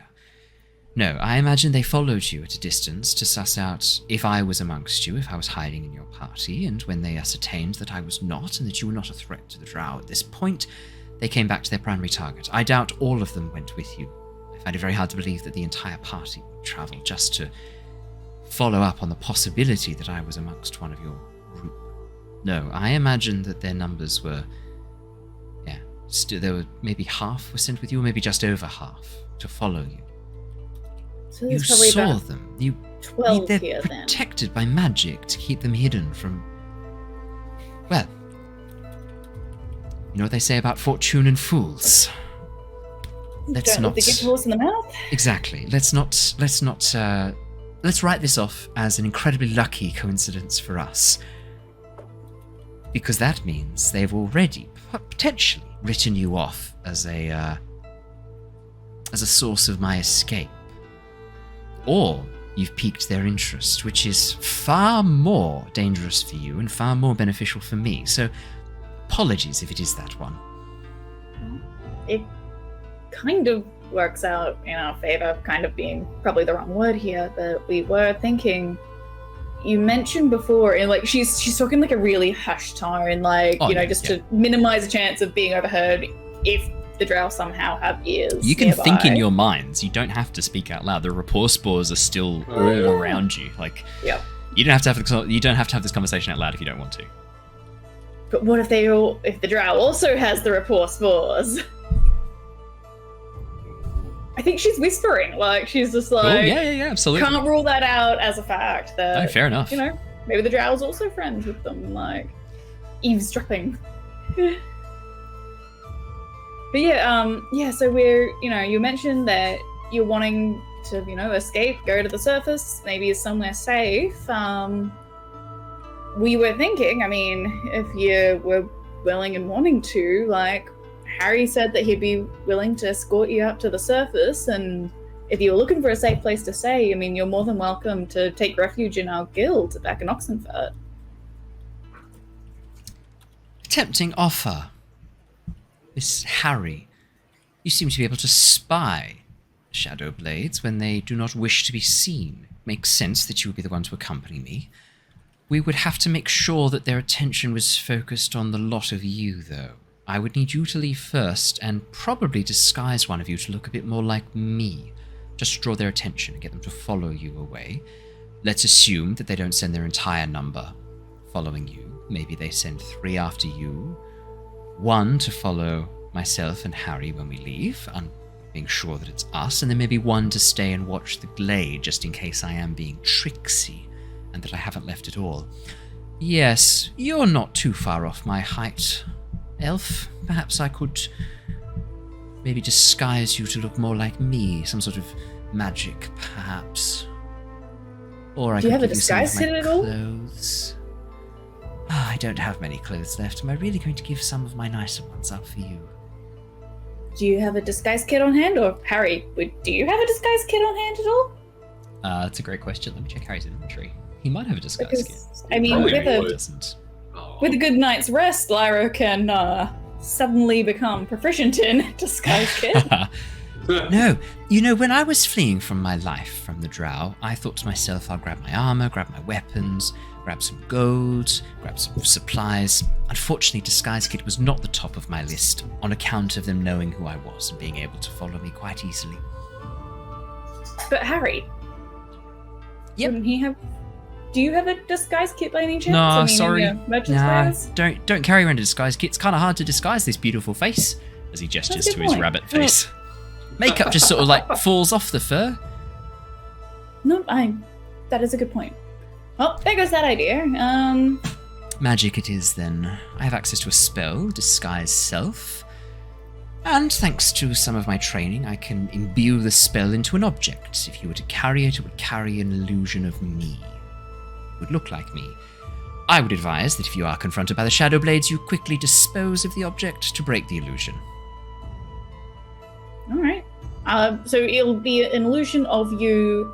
That's just kind of an illusionary version of you walking around. It's not an illusionary version of you over someone else. It'll attach itself to you, and so whoever's holding the stone can channel magic into it. Could do a stone or a stick or a brooch or something else that could empower the spell within it, and as long as you are holding the item, you can channel the spell through it, and you will be able to make yourself look like me.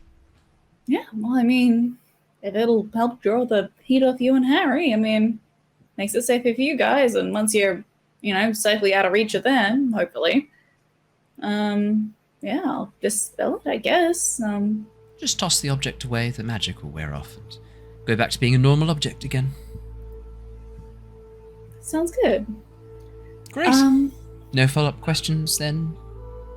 I mean, you're not gonna hurt Harry or anything, are you? No, why would I hurt Harry? Because he can see through drow illusions? Yeah, I can see through all illusions.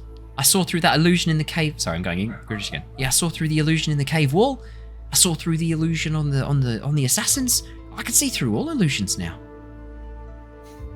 I'm not going to kill the rabbit because he got a lucky glimpse of some assassins. No, I'm not going to kill the rabbit. All right, that's fair. I mean, she leans in. Unless you want me to. Price on the table. And then she winks and leans back. Yeah. It wasn't warlock shit, it was the... Okay. If you're wanting a way to say thank you, I mean, the guild could probably use a skilled person such as yourself if you consider you've mentioned this guild. I am curious. You do seem to be quite a capable bunch, and if you were able to send back sort of evil god back to its own prison plane, I could be tempted. Where are you based? Oxenfurt. I've heard mixed reviews of Oxenfurt. That sounds like but I don't know of anywhere else to go, so I'll give it a go. I mean, hey, it's a good starting point. I suppose it is. I guess Lyra reaches into a bag and pulls out a business card. It's like, when you get there, how quaint. talk to Mira, said that I sent you. Mira, right. I'll ask for a Mira. We get bonus points. Yeah. Referral bonus. Referral bonus. It's a pyramid scheme. So I need welcome to the Lost Archives. This is the Tempest MLM. Here's how we function. AKA pyramid scheme. Right. Well, yes, I suppose I could check it out. Nice font. Well, fine. I'll ask for Mira then. Yeah, you don't have to if you don't wanna. But No, I'm rather curious about where your little bunch come from, and if this lot back at Oxenfurt were the ones who actually sealed away Tiamat. Let's just say I'm rather interested in maybe seeking their protection. Just because you haven't seen drow assassins on the surface doesn't mean they're there. Well, I haven't seen any, so that means they can't be there, because I would have seen them, says Harry. You just watch her roll her eyes a little bit in frustration. Sorry, you were saying, Lyra? Do you have access to any invisibility spells or anything that could let you slip away from the drow without them knowing that you've left here? I have access to a spell scroll that I was going to use called Non-Detection. The Shadow Blades have got a bead on me. They can locate me magically, so if I am to break their tracking of me and hopefully confuse them, I will cast the spell prior to you lot leaving as well. That way they might think that I've cast it to try and sneak out with you lot. Hopefully they think I'm that stupid. In that case, would they be maybe suspicious of Harry just heading up to the, surface alone? Like, I imagine they're going to split their force in half. If it's a typical Shadow Blade Cabal unit, there's going to be 5 or 6 of them. I imagine they'll split in half. Maybe 3, maybe 2 will follow the larger party, leaving 2, hopefully, guarding the Enclave, guarding this little glade here. At that point, once Harry and I leave, they will only have enough forces to send 1 after us. 1, I think we can handle. Don't you, Harry? Oh yeah, I'll see him coming. crossbow. Problem solved. There Just you off the top go. of my head, Hello. back when Harry first spotted the assassins, how many Yeah. did he say that he saw? 4 or But, 5.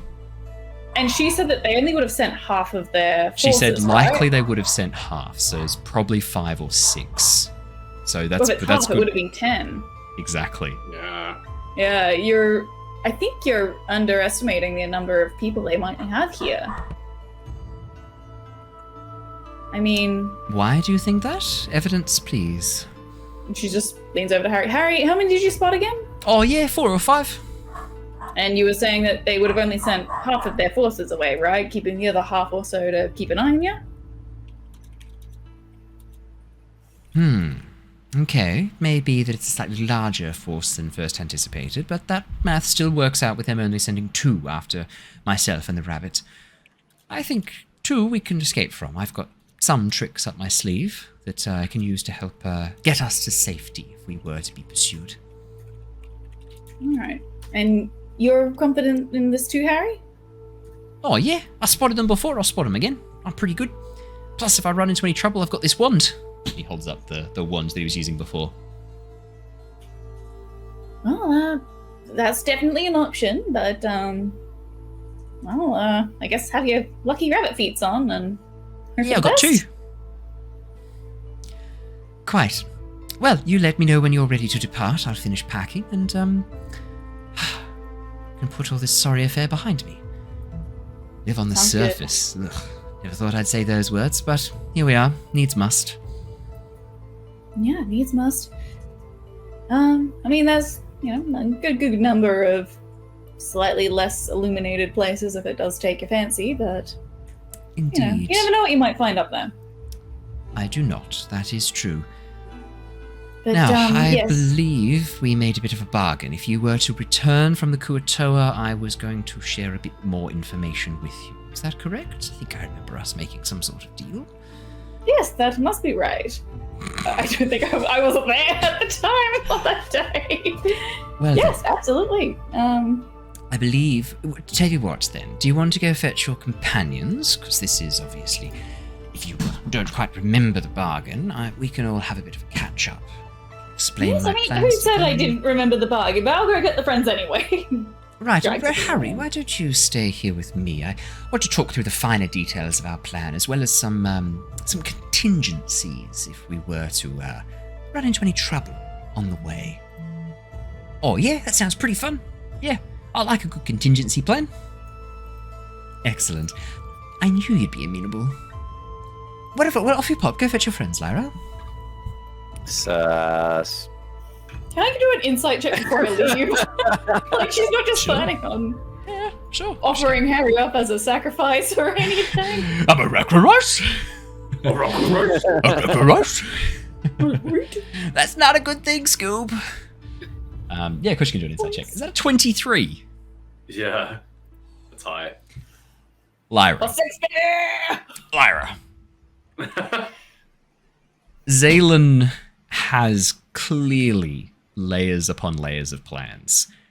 She sees Harry as a pawn to be moved about within these plans to serve a purpose. You don't get the sense that if push came to shove, if it was her life or Harry's, you don't get the sense she'd choose Harry's. You get the sense that even if it was her convenience or Harry's, she would pick hers every time. Harry is a dispensable means to an end for her. You know what, though? I think she's underestimating Harry, actually, though. Quite 100%. possibly. Easy to do. Oh. He's a little bunny with a heart of gold. And a dark patron. Yeah, so I'm Yeah. sure it'll be fine. A little Remembering that bunny we're all with a heart connected of to the gold. rapport. And darkness in his soul. So yeah, I'm sure it'll be fine. Remembering that we're all connected to the rapport spores and she doesn't actually have to go get them, she just calls out. It's like, hey guys, you want to come on over? Oh, yeah. Oh, right. Never mind, Harry. We'll chat later. Okay. Uh. Have a little tete-a-tete, you and I, after the others have popped off to bed. Maybe have a glass of wine. You like wine, don't you, Harry? Yeah, I quite like wine. Sounds good. Oh, yeah. Perfect. As the rest of you come on over, you arrive there. As I described before, the scene is exactly the same. Did any of you have any questions for Zaylin? For Bart, no. Bart actually wanted to try to get a chance. Being called by Lyra, he's going to come and see what's going on, but he wanted to get a chance to do some other stuff away. Do you want to, I mean, you could always call back to Lyra and be like, is it to talk to Zaylin? Nah, I'll do other stuff. And do other stuff instead. That's fine. Is everything okay? Are you safe? Yeah, absolutely. It's just, I wasn't exactly in for the previous conversation. Okay. No problem. I'm just doing something at the moment. I'll be there a little later, but I'm sure Ember and Niles. These rapport spores are so handy for communication. Yes, They they are. What's their range again? The entire circle, I'm pretty sure. My mother could ask me to get the groceries without even having to go into the other abode. I could stay in my guest house the entire time. Do you reckon I could learn to do these rapport spores? I mean, it'd be really handy if all of us could just talk telepathically without having to talk out loud. It would Well, be extremely handy. Indeed, maybe you can, little sovereign. Hey, little sovereign. As we're all making fun of her over the little sovereign. Little sovereign. Little Sovereign, that's you. As the rest of you, as Ember and Niles make their way over towards Zaylin. I think Niles would just literally be like, oh, Zaylin, I hear you're going to the Tempest Guild. And he would just like regale Zaylin with like tales of the Tempest Guild. I don't have any questions, no, but I'm really excited to tell you about the Tempest Guild. Yeah. And he'd be like, oh yes, but I heard from a fellow in Oxenford, the Tempest Guild. The Tempest Guild. Did you know the Oxenford Historical Society and the Tempest Guild have been longtime friends? Yeah. Perfect. Okay, Ember, did you have any questions for Zaylin? No, I wanted to come and check out what Harry's doing, what the plan is. Chef's kiss.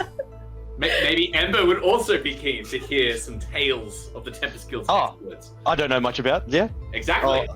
Sit around and hear Niles, stories. could you roll me a history check? I want to see how accurate your tales of the Tempest Guild are. You do have advantage on account of you being a massive fanboy of the Tempest Guild. Nice. I'm excited for this roll. That's a 13. 13. 13's not a bad terrible. start. That's good. I have a -1 to this. 18. 18. Let's go. That's pretty Niles, you, despite the occasional mistakes you've made with describing aspects of the Tempest Guild in the past, you've had a chance to reflect and focus, and you regale. I mean, what story would you regale to the crowd? I mean, it'd probably be like a pretty condensed story, mainly of the Tempest Guild's exploits against Gotcha. the Dragon Cult. It would, the discovery of Loki in the Sky Castle. I wondered if you did a small taste of the adventure, like the Tomb of Daedalus, or like the Serpent's Pass, or like. No, I was thinking more of like a very quick, oh yes, and then they went to the Sky Tower and they found a construct there called Loki, and then the castle crashed, and then they found a crystal that actually turned out to be Lyra and Shana. They're actually a twin soul, did you know? And then, but then they went to the jungles and they found a chap named Yervin. It would be like that, yeah. Zaylin at first seems disinterested, but as your story progresses, and as you describe events accurately without any exaggeration, you watch as she begins to get drawn into the story as well. She's trying her best to pretend to be distant from it, but anyone with a passive perception of 14 or higher can see that she is desperately... Also, she's trying to not be interested, but she can't help herself. This is gonna be. This actually, I'm gonna add something to this too. Oh, yeah. Because I'm regaling this story, right? We haven't touched on this for a while because there's been a couple of sessions, but my giant, Is a bard. Is a bard. So can I have a little bit of that flavoring coming through a little bit? He's a skull, actually. Skull. Yes, he's a battle skald. Yeah. So there's, 100%. I don't know how you want to flavor that, but there could be a little bit of I think Niles would probably really get into the storytelling element, and there would be elements of the story that is accurate to keep the story going. But then again, he'd add flourishes of intrigue to keep it very interesting. Yes. Kind of tell it like a skull probably would actually tell it. Okay. Here is what happens. As you begin describing events, It's subtle at first, but Lyra, you notice the stone on the back of Niles' hand begin to softly glow. A gentle, shifting blue-green aurora of colours. And as it does so, Niles' shadow begins to stretch longer and longer behind him, until you can almost swear his shadow is superimposed on the wall. There's like a depth to it, a body, a thickness to it. Ember, you notice this as well, sorry. And as Niles begins talking, moving his arms around, his words almost flowing into this rhythm, a timbre and a pattern of speaking, you can almost see what he's describing. And as his hands move around, for a moment you swear an illusionary light traces his hands as he describes the breath of fire from the dragon as it swoops down from above. And then as he begins talking through the story, you can hear the sound of clashing swords. But you focus and it's gone. It must be in your mind. And then as you're drawn back into the story once again, these very subtle minor effects begin to kick in once more. And as Niles brings the story to a close, the light on the back of his gemstone stops glowing and his shadow shrinks back down. Niles, you feel invigorated. You feel strong. You feel invested, connected. Heck yeah. Nice. I like that. Let's jump over to Bartholomew. Bartholomew, what would you be doing with your little bit of time? And then I think we'll wrap up there for tonight. I think that'd be a good time. Yeah, it's pretty simple. Easy. With a bit of time to himself, that short rest has helped him recuperate a little bit of this weird power of self-belief, this like supernatural potency that he'd heard of in storybooks. Some priests reaching it with enlightenment when they believed in something so much themselves. Some of the, let me find the name here for it. Some of the other previous Zishis. Yeah, some of the other previous Zishis before my father had gained these Avatar: The Last Airbender-esque powers when they believed in themselves enough. And this seems to be kind of what's happening. Maybe that's it, this love for Zatine, and that's that thought that comes back to him. I nearly went over the edge, and it was stupid of me to think that it was love, that it was Satine that was the reason for that. That is me almost gaslighting her memory of you did this, Satine did this. No, it was Bartholomew's thoughts that did that. My love for her isn't a bad thing. I just can't let it become corrupted. And I want to... The thoughts at the moment is remembering back to ways of, I guess, monks giving themselves like memory beads, something to play with. To focus on. Yeah. Exactly, rosary beads. And I've got a lovely... You're wearing a set on your character art. Well, not just that. I'm wanting to, with those, it's a different item is what's coming to mind. The different item is the necklace that I was actually given by the Tempest Guild. The symbol of Melora, something that is holy, already has power imbued into it. Nice. I'm wanting to try to turn that into some form of a sort of amulet of devotion to Satine. Combining with some things that I've read in books of precious gems, things such as that. So I know that I've already got one precious gem, which is the ritual fragment from the Kuatoans. I'm now wanting to... I know that I'm probably not going to be a good enough smith to do stuff like this. I know that my family would often contact dwarvish clans, and there would be very rich things. So I'm doing like really bad sketches of what I want it to look like, which is sort of like a bird's nest with the eggs that's going to be hanging from like as a necklace, this amulet. Yeah. What I would like to do with that thought on my mind is use my channel divinity, having had some rest, to give myself back a 2nd level spell slot. And I would like to cast locate object. And What would you like to locate? area of this sovereign camp, I would like to try to find another gemstone, because I know that I want it to have at least 2 to 3 eggs. Basically these gemstones being the eggs in this bird's nest. Yes, I've already got one, which is fragments of ritual crystal. yeah, the fragment ritual crystal, which already has the ability to hold magic and power inside itself. Yeah. I would like to try to find a second, whether it is expensive like a diamond, or even seen in other people's value as worthless, azurite, malachite, turquoise, whether it's 10 gold or 1,000 gold. I don't care about the value. I'm just looking for something of beauty. Trying to remind me of Satine. Roll me a D100, please. 100%. Classic Dundred. Yeah, I'm trying to find something beautiful, something that reminds me of Satine. I guess the first thing that would probably come to mind with Satine, Beauregard, and the Satin Boa bird that she's based off of in my sort of lore is something blue, because Satin Beauregards collect blue objects. Cool. Nice. If you also call the D100 the Dundred, guess what? You now have to subscribe. Busted! 62. 62. Okay, nice.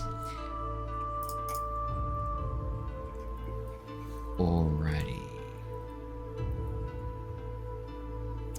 Okay.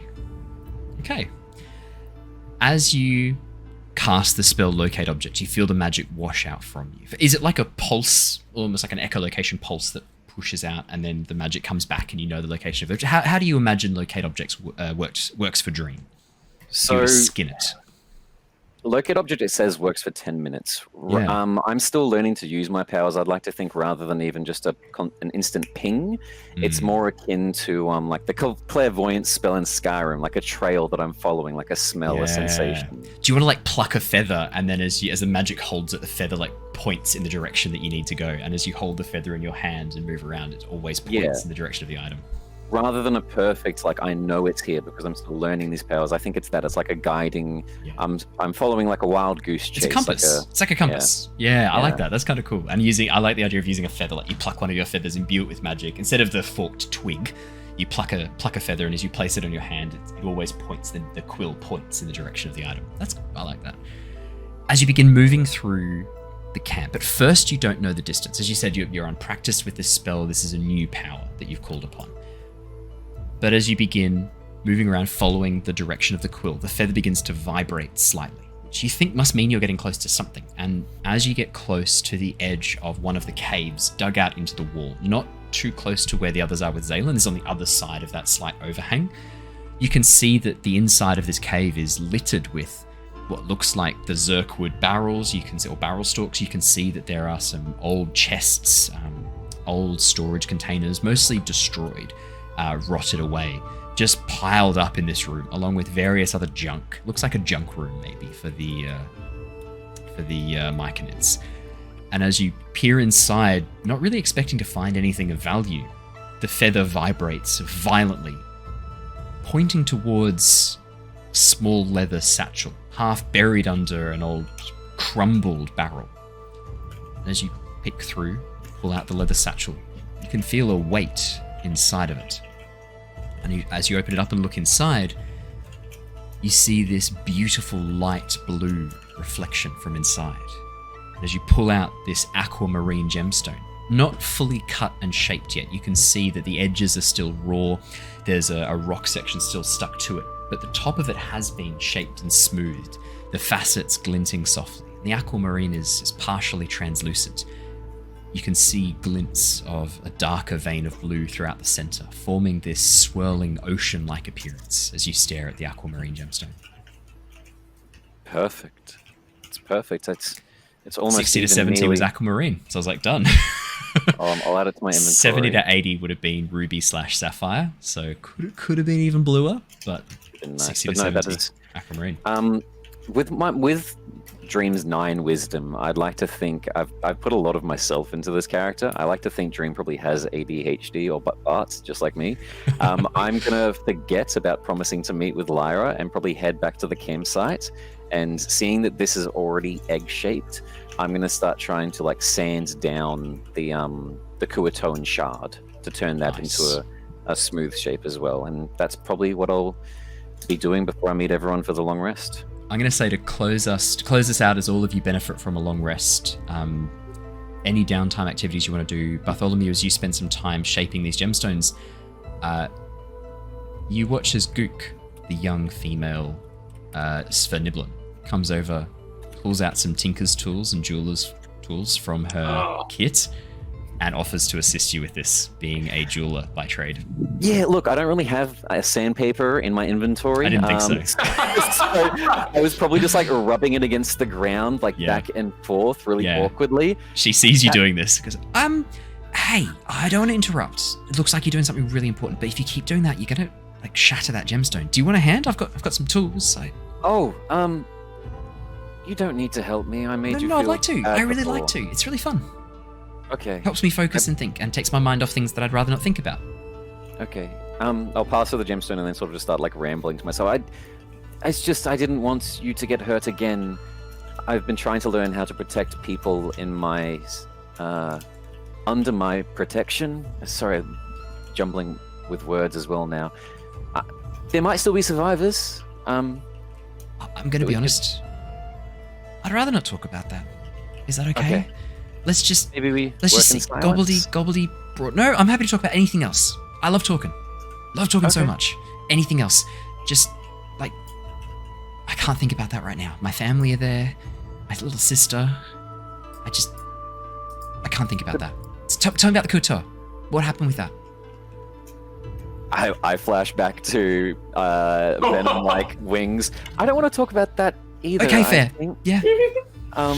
Yeah, that's good call. Maybe let's work in silence then. Do you? No. Do you have a special someone? There's a lady I really like. She's just stunning and beautiful and intelligent, but I don't think she's ever noticed me. Oh, this is Gook, right? Yeah, this is Gook talking. I see. To be honest, in the temples, love is not something too often seen from my life, and in the mines it definitely, as you would know, was not a thing. I'm still learning about that as well. You love another female? Yeah, of course. She's gorgeous. I see. I guess that doesn't really know any bounds. Tell me Love about knows her. no bounds. Oh, she's just... I've known her for years. We've been friends for a while, like casual friends. She's got so many friends. Like, it's hard to sort of like break into that circle, you know. But I've done my best. I definitely know. When I first met the love of my life, she wasn't quite allowed in my circles. Funny enough, the opposite thing. And I had a lot of people telling me to not see her, but sometimes you just need to break free. Definitely. No one else should tell you what you should be doing with that sort of stuff. That's your business alone. No one else can have any say on that. It's your life. And I'm guessing it's probably going to go by for about like half an hour. Yeah, she'll until I just get tell back. you about. Yeah, I'll small talk to her about Satine and her about her partner. I know that you probably, if you have this prepared, you're an incredible dungeon master with backstory stuff. But would I be able to grab a name for who this is? Because this is important to me. Yeah. So her partner is. Sorry, I'll pull it. Or her. So Gook, the female. Flick. Oh, cute. That's really cute. Okay, perfect. Just as a side note, actually, for Niles' own benefit, not that this is relevant, but has Bartholomew / Dream mentioned Satine at all? Like, Yeah, in front of you guys. I think yeah. I think you've mentioned Couple of times, Satine. I think. Yeah, once or twice, I'd say. Yeah.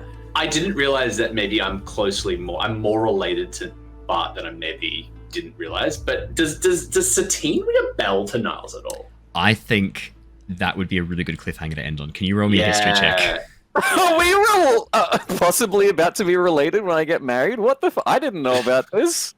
I've been holding out for that question for a hot minute. What? Yeah. Oh, please. It's a natural fucking 20. You can't make this shit up. This is great. Niles. You have heard the name Satine before. Yeah. An Aarakocra. A blue bowerbird Aarakocra. You've met her once or twice. She was friends with the daughter of your master. The one who taught you everything you know. They would often get into trouble running around through the palace. They were given access to a lot of the inner sanctums of the temple through their father, the warrior monk who trained you. And Nepo baby, okay. yeah, I mean, he doted on his daughter, and Satine would often cool. accompany his daughter. You're not sure what the story with Satine's parents was. You don't know how much they sort of had to do. You never really asked about them, but she definitely seemed to spend a lot of time with your teacher and your teacher's daughter as well. Niles, you better back the fuck off. So no. It's all good. I know. You don't have to worry about that. But your teacher's daughter was also an Aarakocra, almost like a magpie-like Aarakocra, black and white feathers, slightly longer beak, and these sort of brilliant yellow eyes.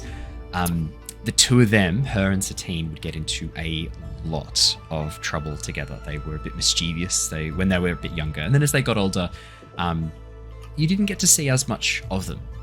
They didn't sort of come and watch the training bouts as much anymore, and Satine and the magpie Aarakocra started to drift apart a little bit. Satine seeming to find an interest within the palace elsewhere.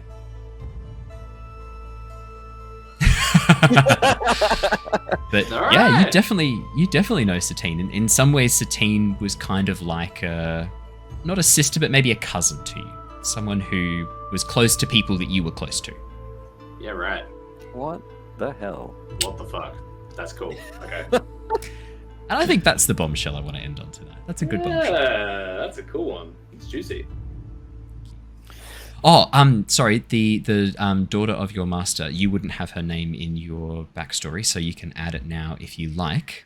Yes, please. Iceal. AICILE.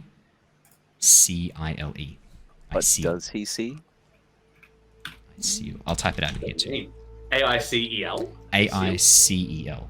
Iceal. Iceal. Cool. You didn't seal this coming.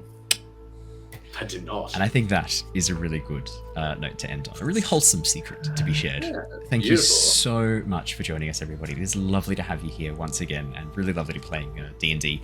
We will indeed be back next Monday for more Curse of Strahd, next Wednesday for more Return of the Giants, and I have some news concerning Avatar Legends coming very, very shortly. Stay tuned for that. Let's go. Promise there's some cool news coming for that. Now, if you're a YouTube member, you've already watched this super early because YouTube members get to watch videos the second I upload them. No scheduling episode drops for you, you get them straight away. So if you are one of our lovely YouTube members and a member of the Tempest Guild, thank you so much. It really helps the channel out.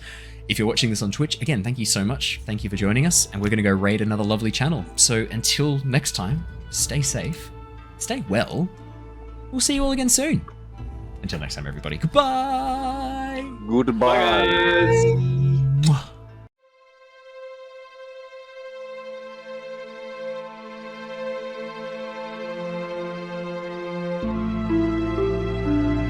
Bye.